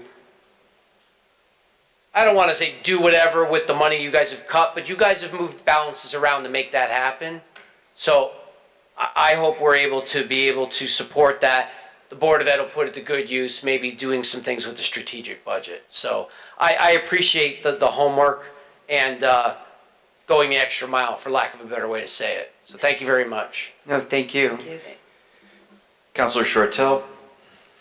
I mean, we could donate it to that 8-hour parade the 2020 committee wants to run. It might almost cover the cost. Anyway, it's inside, well, if you watched the hearing the other day, inside joke. I want to start where Councilor Zandri left off and just acknowledge, just as he did, I think it's a huge deal that you did what you did. I want to make sure that that's amazing that you came back with an additional $400,000. I mean, there have been a lot of debates in this room long before I was ever involved, somewhere I have been involved, of you know, save the school board budget and arguments. So that for you to just to come back and do that, that's awesome. So thank you. And I guess my takeaway, I'm coming at it a little differently from Councilor Zandri. I don't want you to, well, he's right. What he said is right. There could be very well be, I mean, the budget up here, you know, you've seen it the last few years. We haven't passed one, I think, in 2 years. So that would not bode well for us getting this money back. But I mean, I don't want to give it back. I want us to sharpen our pencils and maybe look at the other side of the ledger and see where other departments could maybe give a little back, just like you did. So that's where I would come at it. You know, Chris, to your point, and I know Dr. Menzo said it, but I can't underscore it enough. You know, they started implementing lean strategies 3 years ago, and you know, it isn't just Menzo doing it, or his staff at central office. Everybody. It's literally all his administrators, and bringing it down to the level of teachers, and you know, all our union paras, members. all the unions participate regularly in ways to save money, and you don't think, you know, it's even just like our own personal budgets. You know, you don't think $5 here, $4 there adds up, but you know, in this case of our budget, maybe $10,000 or $13,000 sounds a lot for our budgets, but not for a school budget of 100 million. But again, when you add those up and aggregate that up, it's amazing. And that's the efforts of all of our staff that have committed to finding those lean strategies that work. Right. That's great. Let me ask you. So let me be a jerk now and ask you about one other thing. Maybe you could cut. There was a study for one school in the budget for. Well, it's a facility study. It's a 6-12. So we're looking at all grade spans 6-12. And that was put in, and we're looking to use unencumbered funds for that. That's in here, the to cover 60,000, that. you see, facility survey, 60,000, Chris? Okay, We're going forward with it, but it's going under our unencumbered. got funds. it, okay. You couldn't just like do that yourself? Yeah, he'll do it in his You spare could like do time. that in your sleep, you could just like, I mean. No, between baseball games. Believe me, I would not want to Okay. do that by Okay. myself. I mean, that came up during the public hearing too. I think it's a unicorn. I mean, I don't know. I think that there's this, whatever. I mean, everyone has their opinion. I think, there's this notion if we spend 200 million on a new building and can put everyone in the building, it's somehow going to save money like 50 years later. I mean, I think enrollment would have to drop a lot because 80% of every budget, not just yours, is salary and benefits. So you save a little on heating, you save, maybe you go to one sports team, so you save a little bit, but I don't see where you save all this money unless enrollment plummets, but you Yeah, could correct. I think I'm not going to weigh in on that part, but I think that the part that I would weigh in on is that the study is going to tell us what we need to do for our facilities, no matter what configuration they are. Right. So that goes back into Councilor Morgenstein's comments about, and also Councilor Zandri's comments about capital, and how that cost then gets translated to other taxpayers in our community, because we do have buildings. Right now, we're waiting to do something at Sheehan. We're waiting. There's a lot of code updates that have to occur. We talk about the bathrooms in senior court. That's a famous conversation in our board meetings. But in order to actually do something with those bathrooms, you knock down one wall, which affects another wall, which affects another wall. We're talking about probably a $3 million project just on that area because of the way that it was been set up and the way it was built. So this study is more than just, do we go to one high school, go to two high schools, two middle schools, one middle school, do we go whatever. It is about what is the future that we need to share with you. And technically, it was part of the plan of conservation and development's findings that there was supposed to be a study. So we just, to be honest, we didn't want to wait. We just figured we'll take the bull by the horns and get this study undertaken, so that we can move forward with some recommendations from an outside voice. And one more, that sounds great. It's a unicorn, but you You're not buying keep it, huh? chasing that unicorn, and Bob Gross will ask softball questions. The softballs from Bob Gross were just, I mean, he nitpicks every nickel and dime the mayor spends, but on your $100 million budget, it was As like long one as there's softball Skittles after with the another. unicorn, I'm good. Okay, so now I'm gonna talk about spending money. So I'm gonna totally not be a hypocrite on something. Do you think our elementary principals have the support they need? Other districts have assistant principals at that level. Is that something, I mean, I just know that just from, that's where my kids are. And so, whenever anything, they're at every PPT, every disciplinary issue, and oftentimes what happens is if they're somewhere else, then they designate one of their teachers. Don't forget about evaluations. Evaluations. So, I mean, In this topic, it's part of our strategic plan. We swapped it out. It was recommended as part of our strategic plan last year. We were calling it not an assistant principal because they were going to be shared by sister schools. So we weren't going to do one per school. The thing is that, and this was a conversation, our administrators, I have to say, they did what we always would expect them to do, put the children first rather than themselves, and they said, we want the social workers or psychologists added in place this year. If we have to put one or the other because the finances are tight, we want the mental health professionals for our students. So you will see the continued discussion about having some additional administrative support for our elementary principals. That certainly has not gone away. It's just that in this year's budget, we decided to move forward with the mental health, with their collaboration and with their support in that area. But we do see, it's a different scenario. People, even when I went to elementary school, God bless her soul, Mrs. Lottie Top in West Haven, Alma E. Pagel School, I never saw Mrs. Top. But I saw her, or I would have had to see her if I got in trouble. There wasn't the evaluation demands, there wasn't the social emotional demands of students, and our administrators are dealing with a lot. And I understand, again, some people don't see that. You see it because you have children in our schools. So we totally agree with your philosophy. It's just we, again, had to prioritize And as we would expect, the professionals that they are, they prioritize the mental health professionals at this time. Well, thank you. Thank you for everything. Thank you. Councilor Letourneau. Thank you, Mr. Chairman. Before I get into my questions, thank you for what you've presented us tonight. This is shocking at best. I've been up here 11 years and I've never had a school board come and say, we're going to give you money back. I'm still working Well, towards you that could zero. still give it to us. I mean, you don't Well, have these. No, you're not getting it back. No, I mean, and I appreciate that. But it's refreshing to see that, you know, instead of us trying to pull it away from you, that you step forward and you found some, you know, some ways to do this. So just a couple of quick questions. Sure. On line 560, tuition, that's a $5 million budgeted item. And it looks like on the paper that you gave us tonight, you have 560C, tuition excess cost. So you pulled 175,000 out of it. That's because we're, Dominic, going? That's actually a revenue, the tuition number is a net number. We've get a reimbursement from the state. And we adjusted the expected reimbursement. So we show a negative 175, but it's really, we think we're gonna get 175,000 more in revenue to offset Okay. costs. Okay. And,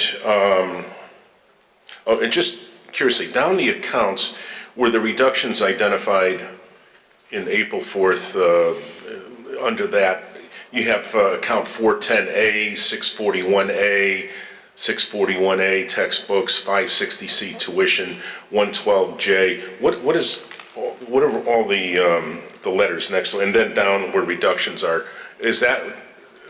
They're just, We have, we call them objects and I call them sub-objects. So like a 111 would be certified wages. And then we have a 111A might be administrators, 111B would be teachers, 111C might be assistant administrators, what have you. So that's just the numbering we have for identifying our This is for your in-house use? Correct. Okay. All right. Like I said, this is, you know, I'm looking at this paper for the first time tonight, so. Sorry. And I'll also add, we have That's we have an object and what we call an org code, which in, I guess, the private sector, we would call a cost center. So we have multiple cost centers. We might have a cost center for each school Okay. and different things. So there's really two components, and we look at it at different levels. Sometimes we're at call it the letter level, so we're down to the 111A, B, or we just roll it up and say, what are our certified costs versus our non-certified costs? Okay, okay. On the textbooks, you have math books, 60,000, and science books, 59.5. So are these, and then you have another line in here that is textbooks, where are we here? On 641, you have a line, the mayor approved in this budget, 157,647. So how were you able to pull textbooks away? Well, because when I was going through this, these items, the textbooks in particular, those two items in that first area of reductions would be purchased this year with unencumbered funds. Okay. So we would still get the textbooks. We left some money in the textbook account because we do have more books to buy. And we didn't, to be honest, we didn't want to drain it totally because that's not practical. Every year we have to buy textbooks. There's a bigger expenditure this year in particular with science because of the new science standards, the national science standards. So we have a lot of science textbooks. That'll be less next year. So that's where none of these things that you see, these reductions in the top two sections, none of them, they're all happening. They're just happening with present year funds rather than next year's. Okay. And my last question is on page 65, account 890, other expenses. That was for 146, what was approved, was it 146,000? 773. What is other expenses? Other expenses includes all the costs for graduation at both high schools. So it's rental of chairs, it's the staff coverage for monitoring the chairs, unfortunately overnight. It's all the diplomas, all the things that go along with graduation. It's our Board of Ed subscription to CABE, the Connecticut Associations of Boards of Education. It's it's our student activities, and then also we do have in there some other resources for the schools like school planners and such. So the bulk of that money is for graduation. We also make a donation every year to Project Graduation for the tents, and that's been an ongoing donation that the Board of Ed has made since, I believe, the beginning. Okay. And the last is account 581, workshops, conferences. Up to January 31st, I see, let's see here, you used 17,574. What's budgeted this year is 118,000. Why such a spike? It's again goes back to the curriculum that's being put in place. So with the science curriculum, there's additional professional development needs to be offered. So that's why you see that increase of $65,000 over year to year. So we have the curriculum writing that goes on, and then the professional development necessary in the areas of science, as well as math. We're doing a large program for our elementary math. We're going into our third year. We have a great program that not only works with the students, but also with the parents, which that's been very effective. So that's really where we've seen the uptick. We're really trying to look at that closely. And we also have a math program at the high school level that we're really trying to get for algebra and geometry for our high school teachers, additional professional development. So that's why you see that. Also, I have to say that the $65,000 increase is also where other monies from other accounts, we've trued up accounts. So that's not a full $65,000. In reality, I believe it's around 20. It's just that there's been other accounts because with our new assistant superintendent for curriculum coming on board, she's made sure that there's a high level of accountability when it goes to conferences and professional development. So in doing so, we realized some accounts were being charged that were not supposed to be charged. So in order to keep it true, and then also making sure that we tie it back to our grants, because a lot of our professional development comes from our Title I and Title II grants. So we want to make sure that we have that true up. So this number, and in our budget process with the board, we explained that this number represents a lot of adjustments based on a fresh set of eyes, looking at the accounts and making sure, again, with that lean mindset, making sure that we're being effective and efficient in where we're budgeting. Okay, thank you. Mayor, you had something. Yeah, just, Mr. Letourneau asked a question that touched on the special education, and just so everyone understands, if a student's cost is $12,000, the school system is not reimbursed by the state until you reach 4.5 times that, which would be $54,000. At that point, you get a reimbursement. If you were at 40,000, you don't get a reimbursement. If you were at 48,000, it has to go to 4.5 times. Is that correct? Correct, and you remember that you only get a percentage of what is over.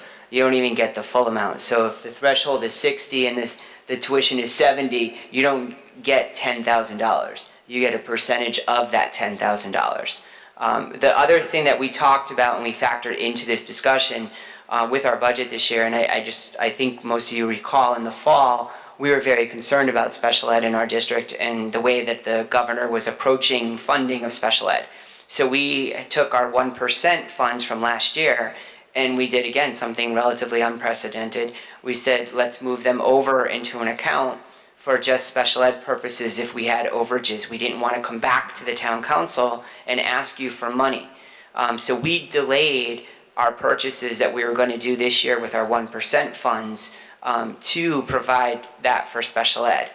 So that's why tonight when we bring the 411, again, that was our due diligence to be totally honest and transparent. There are obviously items that could be done or achieved and purchased because we did defer that $700,000 this fall. Councilor Laffin. Thank you. Thank you. Yep, there we go. All right. So I'm usually not one to repeat everything that's been said. Like I didn't say I love the police department tonight, and it's not that I don't love the police department. I think they do a great job. But I feel like I would be remiss, especially with some of the history, if I didn't thank you for being so forward and buckling up and hunkering down and bringing to us the 411. And then I had two questions. Sure. Others had been answered. It's been a long time since I've lived the Board of Ed budget. I started when Roxanne did, and she's still going. So, budget line 611, instructional supplies. Is that like an allowance that teachers get? Well, new question. Where is the allowance that teachers get for the classroom? The allocation, The yeah, allocation. that would be the allocation. That would be it? Okay. Which has gotten reduced from your days, Tom, like, whatever, 12 years ago, it's a fraction of what it was. Right. And then PTOs and things have kind of picked up the difference and... And actually, our partnerships, getting a lot of free materials. Great. That's been our goal. Okay, good. I just get asked about that, so I want to know. Yeah, no, that's fine. And then the surplus, you mentioned, all right, the 1% last year, so you actually ended up deciding to hold off on spending it to possibly spend it on recurring expenses. I know that the special ed budget, it's different, I guess you can kind of see that as recurring, right? Yeah, we were concerned that, again, because the trend with the governor's message that he was sending everybody was that there was going to be a drastic reduction. Our special ed, we had several students come into the district this fall that had significant needs that we had an obligation to meet. So our special ed account was already running in the red. And we said, okay, if the governor comes in and cuts us even further or makes an adjustment to the excess cost like he did last year in 2016, we need to have a safety net. So that's why we chose to do that. We budgeted this year we increased our budget because we have those students in. But again, there's always that unanticipated nature. But the thing that I think really does, again, needs to be said again is the fact that one of the charts that we provided in our budget book to you talks about private placements versus public placements for special ed. What we've done as students, needs are coming to us, private placements obviously are more expensive. We've tried to share with families that there are great public placements that offer the same level of service, but they might not have been aware of. So we've been trying to change that, certainly not taking away from what we should be doing for students, but that's where we see a savings because one of the charts it showed that our number of students at private placements is lower than our public, but the cost is almost double. Yeah. So we really have been, again, that goes back to that mindset shift, but that financial instability of special ed is there in every district. Thank you. And then, and so the surplus so far for this year, part of that is part of this 411 savings. I'm sorry if I... No. Oh, it's not? Okay. No. Different, okay. How is the surplus doing this year? Right now... I'm sorry if I missed that number earlier. Yes, no, right now we're at about 1.6 million. Okay. 1.7 million. And again, that's what triggered definitely our discussion internally saying, okay, wait a minute, a couple of strategies that we thought were going to take us 2 more years to see the $100,000 savings in account or $85,000, it's happening a lot quicker. We're seeing them now. Well, because again, as Roxanne said, our union leaders have been part of all these changes and part of looking at our system differently. And we're fortunate. We didn't think when you charted out and we talked to our business leaders who see how lean changes in industry, we're ahead of the curve in seeing the benefit. Last year, you might recall, we were able to reduce our budget about $343,000 based on lean strategies. And this year now it's about 411. So that's huge. So it shows that just that little shift makes a big difference. And I continue again to offer our expertise. We have a whole cadre of administrators that have been trained to other departments. If there are other departments in the town that would like us to work with them, we would be happy to do so. No, that's it for me. Thank you. Thank you. Councilor Fishbein. Thank you, Mr. Chairman. I'd like to start by saying that I love the police department and the fire department. Public Works, town clerk. And I would be You remiss. love us too, Greg? Come on, show the love. Well, since you're here, and then I would be What, remiss you're gonna talk behind our backs? if I didn't thank you for the savings that I see here tonight. And, Board of Ed, it's a major part of our budget, and, it's important that we have a working relationship. When I look at the cuts, 560B is 376,000. And I don't know if somebody asked you this before, I don't think so, but what do you attribute that to? Because it's a pass-through account. It's a revenue line, I think is what you said earlier. Correct. From the other portion of the budget. Well, no, that one's not. No, 560C is the revenue account. Okay, that's up on the. So in the That's the regular top budget, the regular budget that we have, we just have a 560.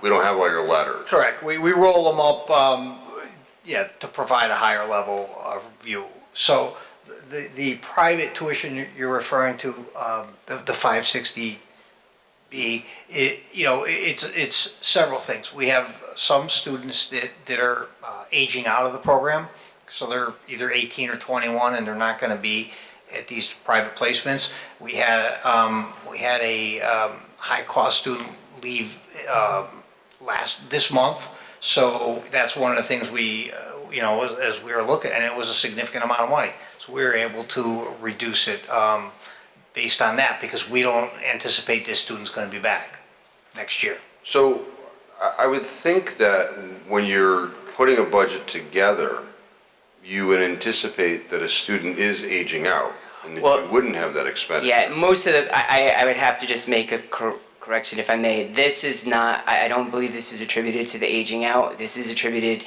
primarily to the student who no longer is out of state that we were servicing. It also is the fact that some students have come back in district. We just set up, as I think we mentioned at one of the meetings, we set up a K-2 behavioral program in our schools. So we have some students that are being serviced in that program in-house rather than potentially having go to out-of-district placements. So you're absolutely correct. Our budget going into February, which then the mayor gets March 1st, is already accounting for students who would be graduating out of our system. So that was taken into account in that. These are tuition changes that have occurred of late. And again, this is a volatile number because it could go back up because, again, next month, who knows, we could have somebody enter our system. However, we felt looking at our trend, looking at what we're seeing with potential end of the year, every special ed student has an annual review. Not every annual review has occurred yet. And oftentimes at those annual reviews, doesn't mean necessarily the student is coming back to our district, but it might mean that the level of service outside the district is going to be diminished, it's going to be reduced because they've grown.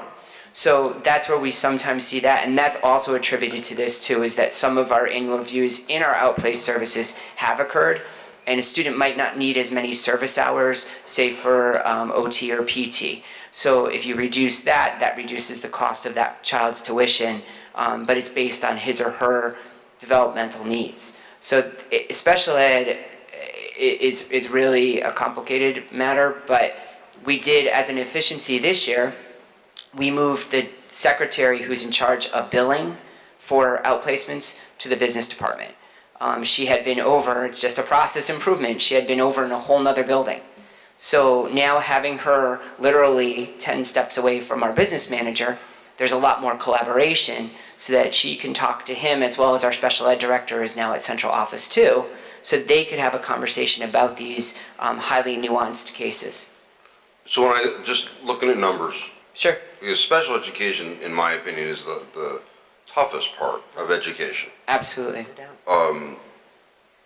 How does that 376,000 affect this change? And it's a helicopter umbrella question, because I'm comparing that to the total adjustment, which is almost the same. It's 411,000. So how do those two numbers fit into each other? Well, it's part of the total adjustment. But is it a positive or a negative? I'm showing it as a negative. It's a negative. It's a net negative. We've also, there's a lot of movement there. Even, we had students that were in private, then they came into public. They got, so we have students that come back in district. We have other students that come back in district and go back out. So there's a lot of movement. So, we're able, but the net effect is really, the 145 increase in public and the private reduction of the 376. Okay, so if we didn't have the 376, is it fair to say that this adjustment would merely, and it's still money, would be 40,000? Exactly. Okay, that answers that. You had said that you have 54 new students since the beginning of the year. Is there, Since October 1st. Seems like a lot to me. Yep. Is there some sort of reason? Is it development of the town? Is it? It's the sale of homes. A lot of transition of families. The fall, early fall, and then starting this time of year, we start seeing enrollment increase. Usually, there's the rental properties, which we have talked about before. In the fall, there's a shift in rental properties. But our October numbers, October 1st numbers are the numbers that we based our initial enrollment on. As we've seen those numbers, we have an active spreadsheet that is all connected that the principals each month have to update based on their enrollment.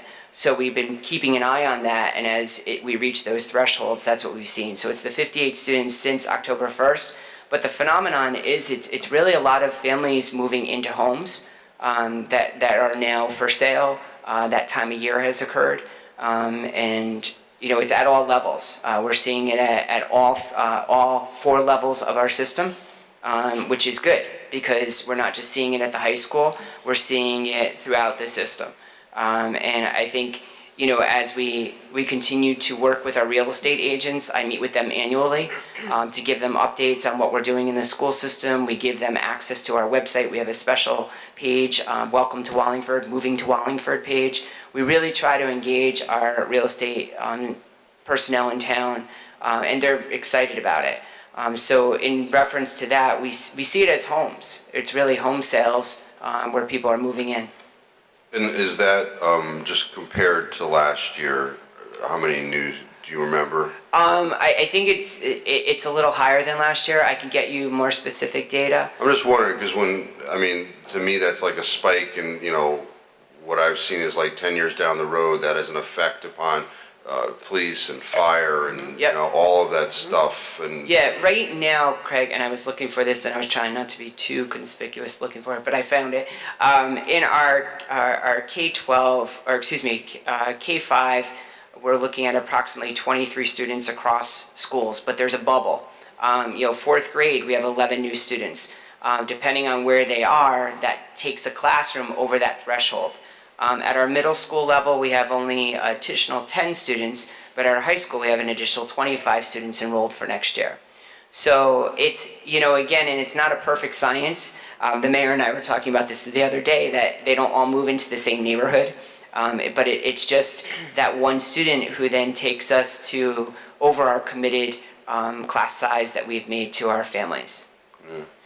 Am I to understand that you're okay with the cuts that the mayor made to the budget, or is it because of the way the budget works that because you're able to move stuff around that the mayor's cuts are workable? Well, the mayor's line item cuts, we always go back and revise because we have the ability to do that. We get the lump sum. And this is just tradition, it's not anything new, they allocate it towards different lines, so we're able to move them around. In terms of the cuts we would go back and make things appropriately fit our need. Okay, and then you had mentioned you had a 1.6 this year, and where is that as far as percentage? Because I know in the legislature, we just recently upped it to 2% instead of 1%. Yeah, so it's well under the 2%, because 1% would have been $1,005,000. So 2% would be $2,010,000. And then a last question is more, hands-on. If a program was to be mandated on the Board of Education to teach a certain course in, well, let's just say Holocaust studies. Yep. Okay, because that's the issue I had today. How does that affect, as a mandate, how does that affect you? Would it cost you money? No, we already integrate the study of the Holocaust in our curriculum. So that shouldn't be a challenge for many districts in the state of Connecticut. Our Okay, 'cause textbooks. I was looking at it as an materials. unfunded mandate, you know, good thing, but unfunded mandate. No, I think it's a topic that we cover traditionally in our schools. We already have, I know for a fact, 7th grade at Moran, I actually have offered materials from when I was teaching, because I used to teach the Holocaust through literature to the teacher at Moran. She's a 7th grade teacher. So we already, and she already had plenty of materials. I mean, we already teach that within our curriculum. I mean, is this specific to the Holocaust, really? Is that, I mean, just to echo that sentiment, Craig, I mean, my sons are 25 and 23 now, and they studied the Holocaust so that they were at middle school at 7th grade, you know, how many years ago, and they studied it. And I know it because we had just come back from DC, and we had been to the Holocaust Museum, and my son, the first day of his back from April vacation, first question, they were going to study the Holocaust. How many kids here have been to the Holocaust Museum? And my kid had just been there the week before. So that's been going on in our schools. I mean, they even create a shoe room at a time. I don't know if they still do it, but they actually made a mock shoe room at DAG just to kind of illustrate, you know, what that looked like if you've ever been to the Holocaust Museum. But I haven't, and I can tell you, most of the stuff I didn't learn until I was in college, quite frankly. okay, yeah, no, I mean, that's been going on for a good 12 years, because my oldest one, Because I'm very sensitive to unfunded mandates. yeah, So, thank you No, for and I that. We totally are appreciate too. it. Thank you for But that. that should be something Yeah, that that should be one's not a relatively difficult easy one. for most That's all I Mr. Chairman, yeah, just on that point, though, you cover it so there's no impact.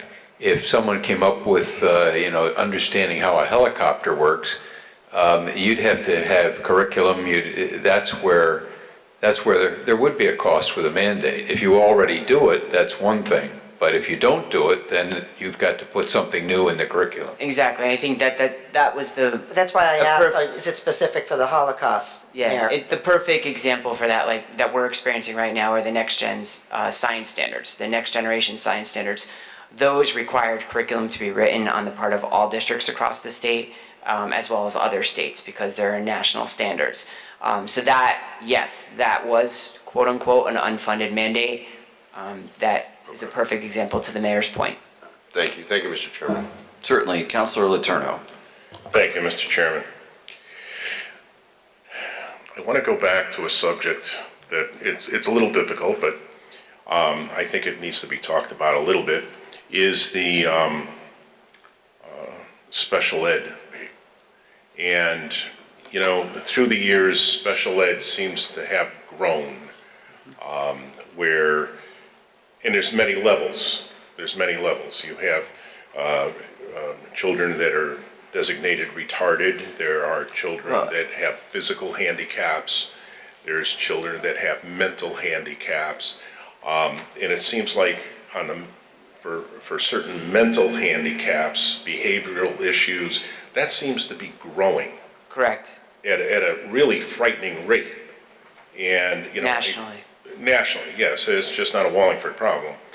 And is there any talk or anything that, you know, some of this, you know, you and I have had discussions about this, but over the years, I've seen parents not parenting, and their child consequently ends up with an emotional problem of some sort, brings it to school because that's where the child spends most of his time, is in school.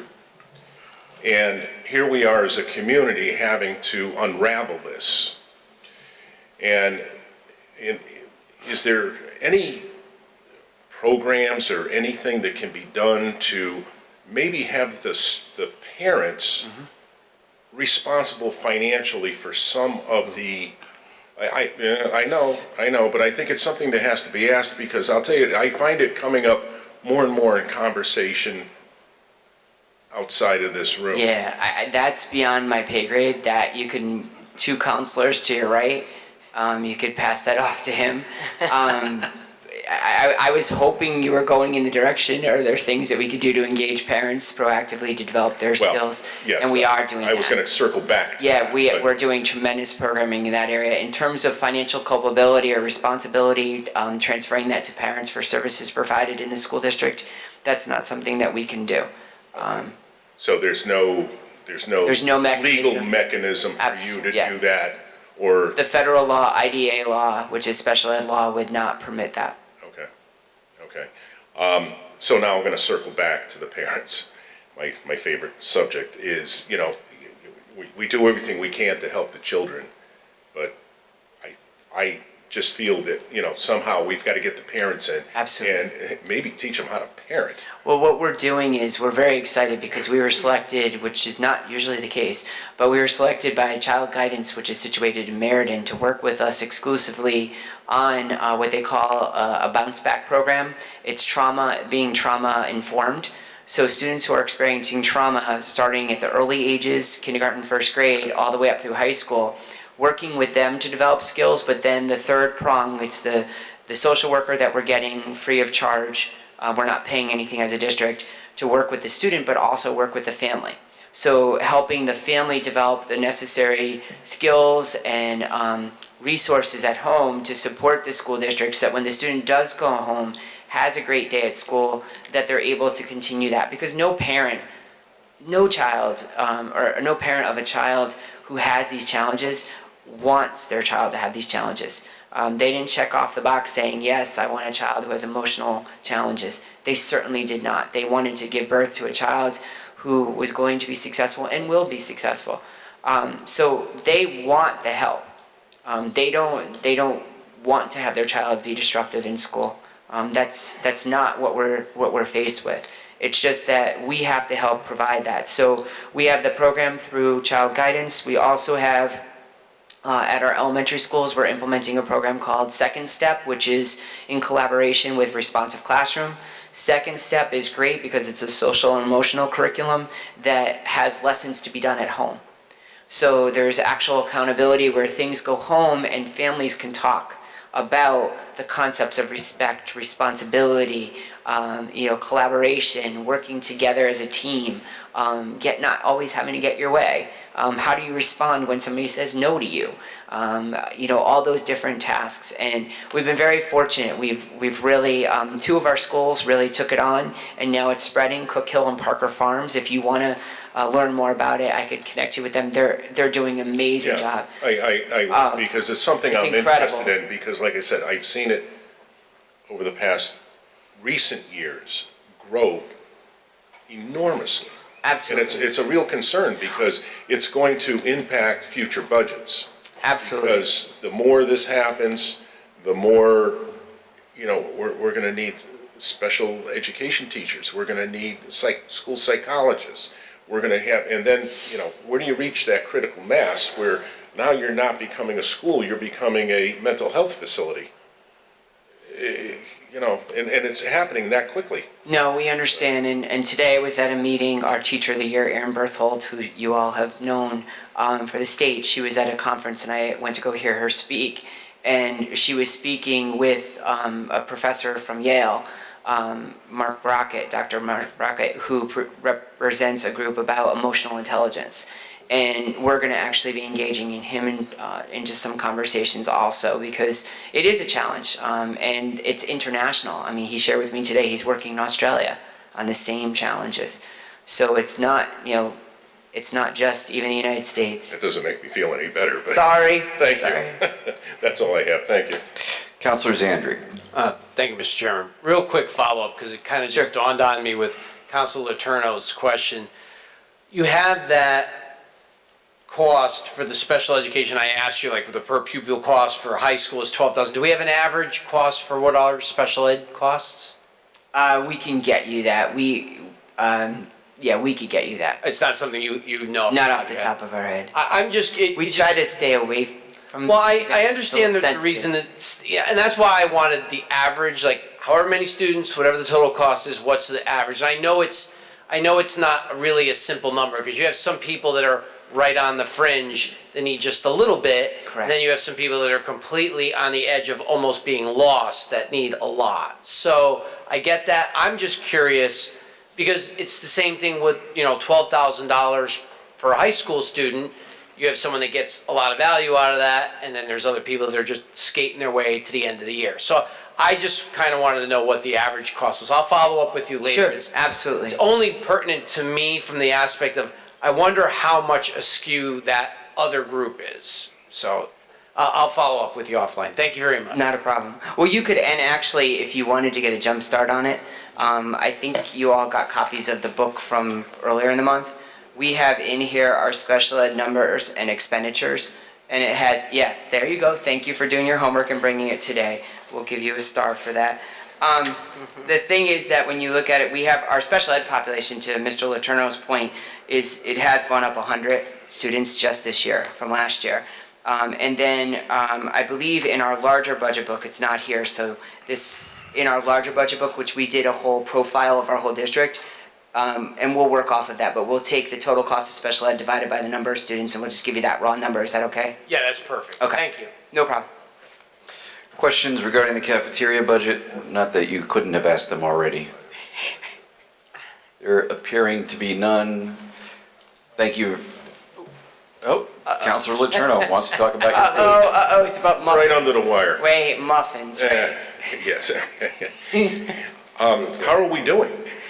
We're, Oh, you're doing cafeteria? We are, if you look at the budget, we projected about a $43,000, $44,000 loss for this year, and looking to break even next year. The last report we put up was tracking with that. I think it was a little bit better, but it was about a $42,000 through the end of the year.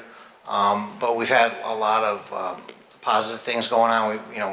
We're really working on the expenses, and we need to drive the participation a little more, and that's what's going to bring us over the hump, if you will. we've been really working on marketing, and our new director is here tonight, David Mencher.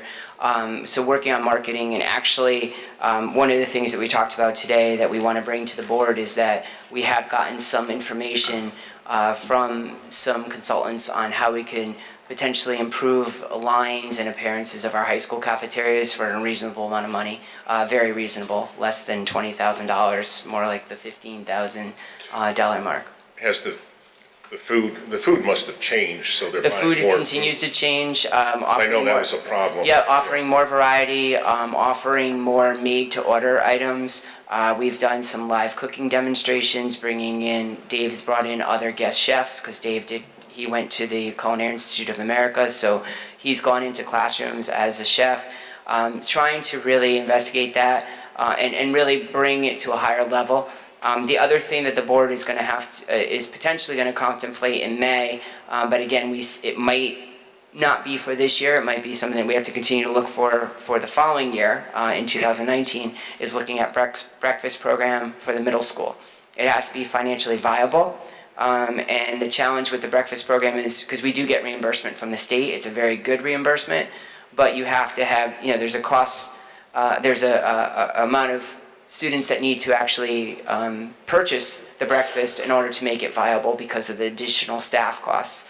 So we are trying to look at different angles and different approaches. Catering is continuing to grow, so that's very good. So again, I think that Dave and I cannot say enough about the cafeteria staff.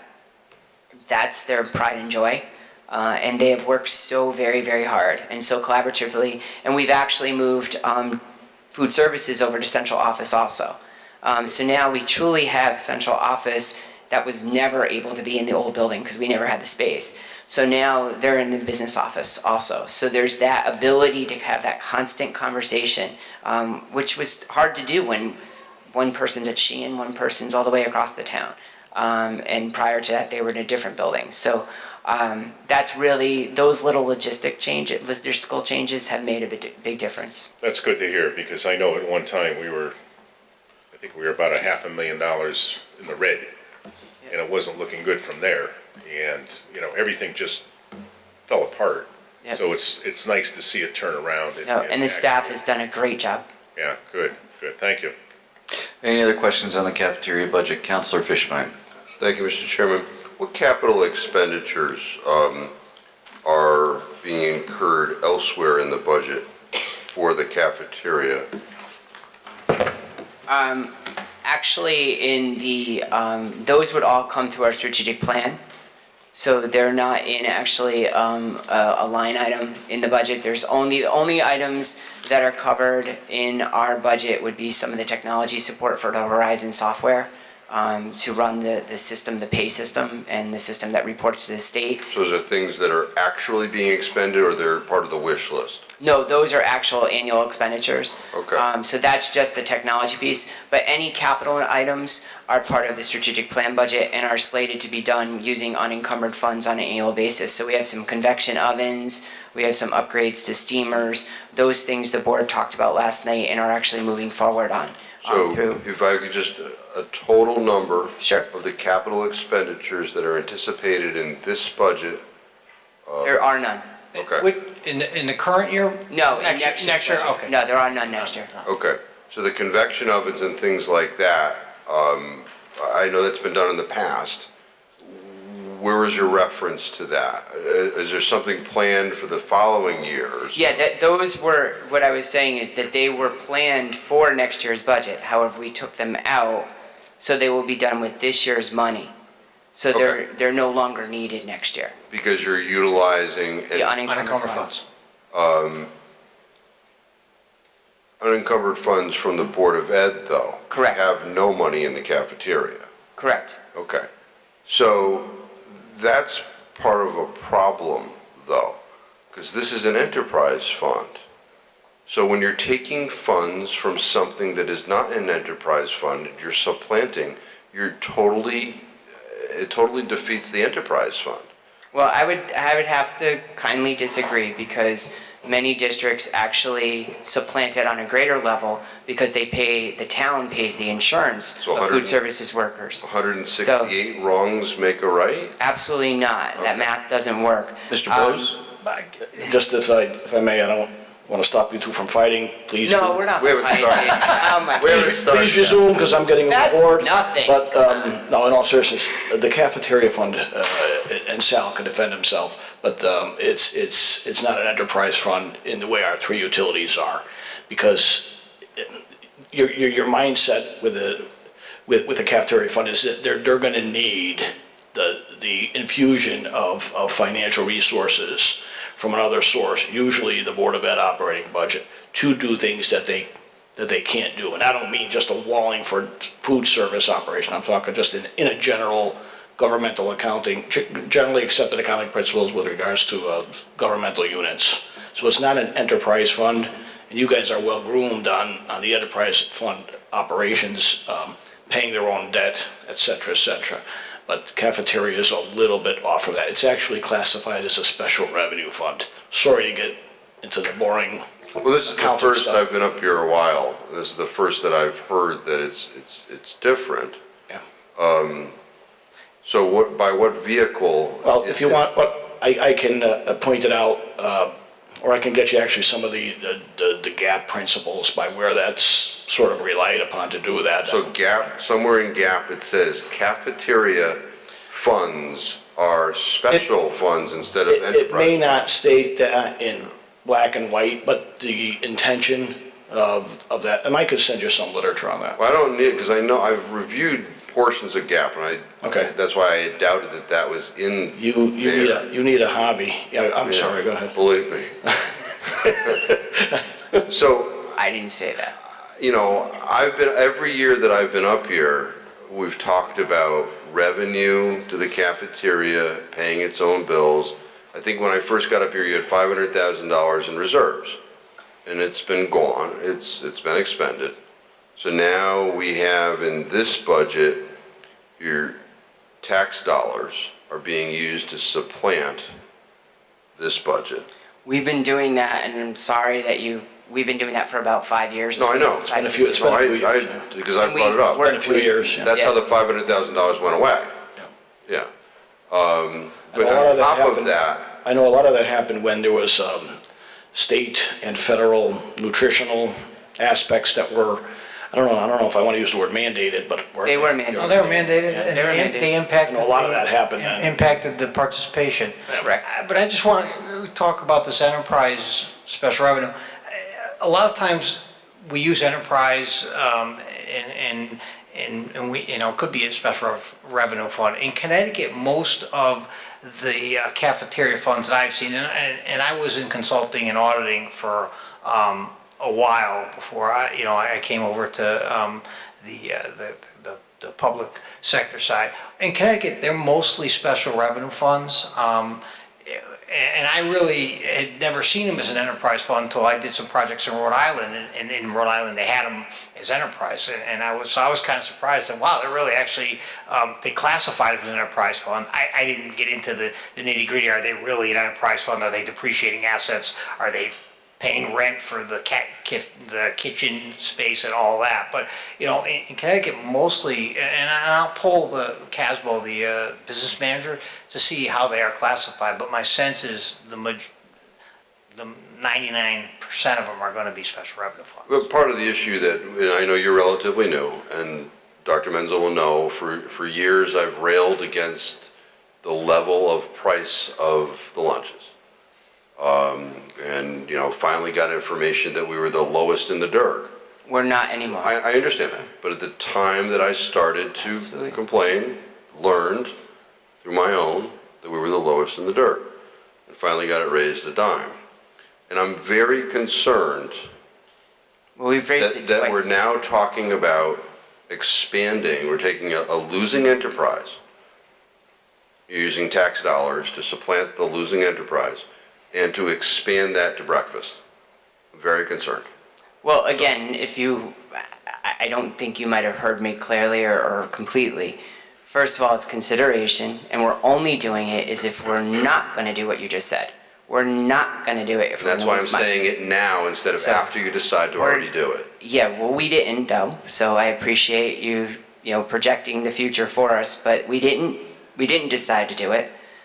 We won't do it if it's going to be a loser. We just had this conversation in my office on Wednesday. We didn't say that before. So, yes, I did. I think you might have been We're not writing gonna something because I did share that with Mr. Letourneau, but that's okay. But we could roll the footage later. The thing is that I did say we wouldn't do it unless we had to evaluate the cost. We had to make sure that we had enough students participating to pay for the cost. Oh, I heard all of that. So it has to be at least a wash. But we're relying upon the state reimbursement because No, there's a large it's actually, state reimbursement. It's What you said. partially reimbursement, but it's also partially full paying students. So is the goal of expanding to breakfast to bring this to a positive? Absolutely. Okay. The whole idea is to make breakfast increase the revenue of the lunch program so that the deficit of $52,000 isn't $52,000. So would you, and I don't sit on the Board of Ed, it's one of the only times that I get to discuss these things. No worries. I think if you're gonna do that, that you consider that if it isn't a positive thing, that it goes away. Absolutely. That's why when the governor writes me a letter every year, and we've talked about this actually, I get this scathing letter every year saying how horrible we are as a school district because we're not offering breakfast to the students in Wallingford. And they tell us that we're one of, I don't know how many districts that don't do that. Every time, up until, including this time, we bring in the state. We had them do an analysis about 4 years ago. There was a gentleman who came in. He told me, oh, by all means, you're going to make money, you're going to make money. I said, fine, look at our books, look at our contracts, because they don't realize every contract's not created equal. Look at our contracts, come back.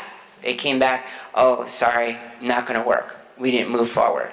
Same thing with this. We're doing our due diligence because we get the letter every year. We brought the people in from the state. Elementary is not really a possibility at this point. We looked at it again. High school, we already do offer it, and it does help with our finances. So we said, let's look at the middle school. It's it's only 2 buildings. Let's see what we can do. There are a lot of logistical factors. As I said earlier, even if we were to find that it was viable financially, it might not be able to happen for the fall because we still have to work out some kinks with the fire marshal. because of the location of the barrels in the hallway for just, dissemination or just disposal of garbage. We have to make sure that maintenance is taken care of so we don't inherit rodent issues and other issues. So, I mean, there's a tremendous amount of processes that have to go in place and considerations. So, yes, to your point, if we're not making money, it's not going to be my recommendation as superintendent that we do it. I work for the Board of Ed. They might choose otherwise, but I agree with you 100%. Okay, thank you, Mr. Chairman. Any other questions on the cafeteria budget? Thank you very much for your time and your hard work. Thank you. Thank you. Have a good one. There being no further business on the agenda, I will entertain a motion to adjourn. Second. Moved and seconded. All those in favor signify by saying aye. Aye. Any opposed? Hearing none, I declare this meeting adjourned.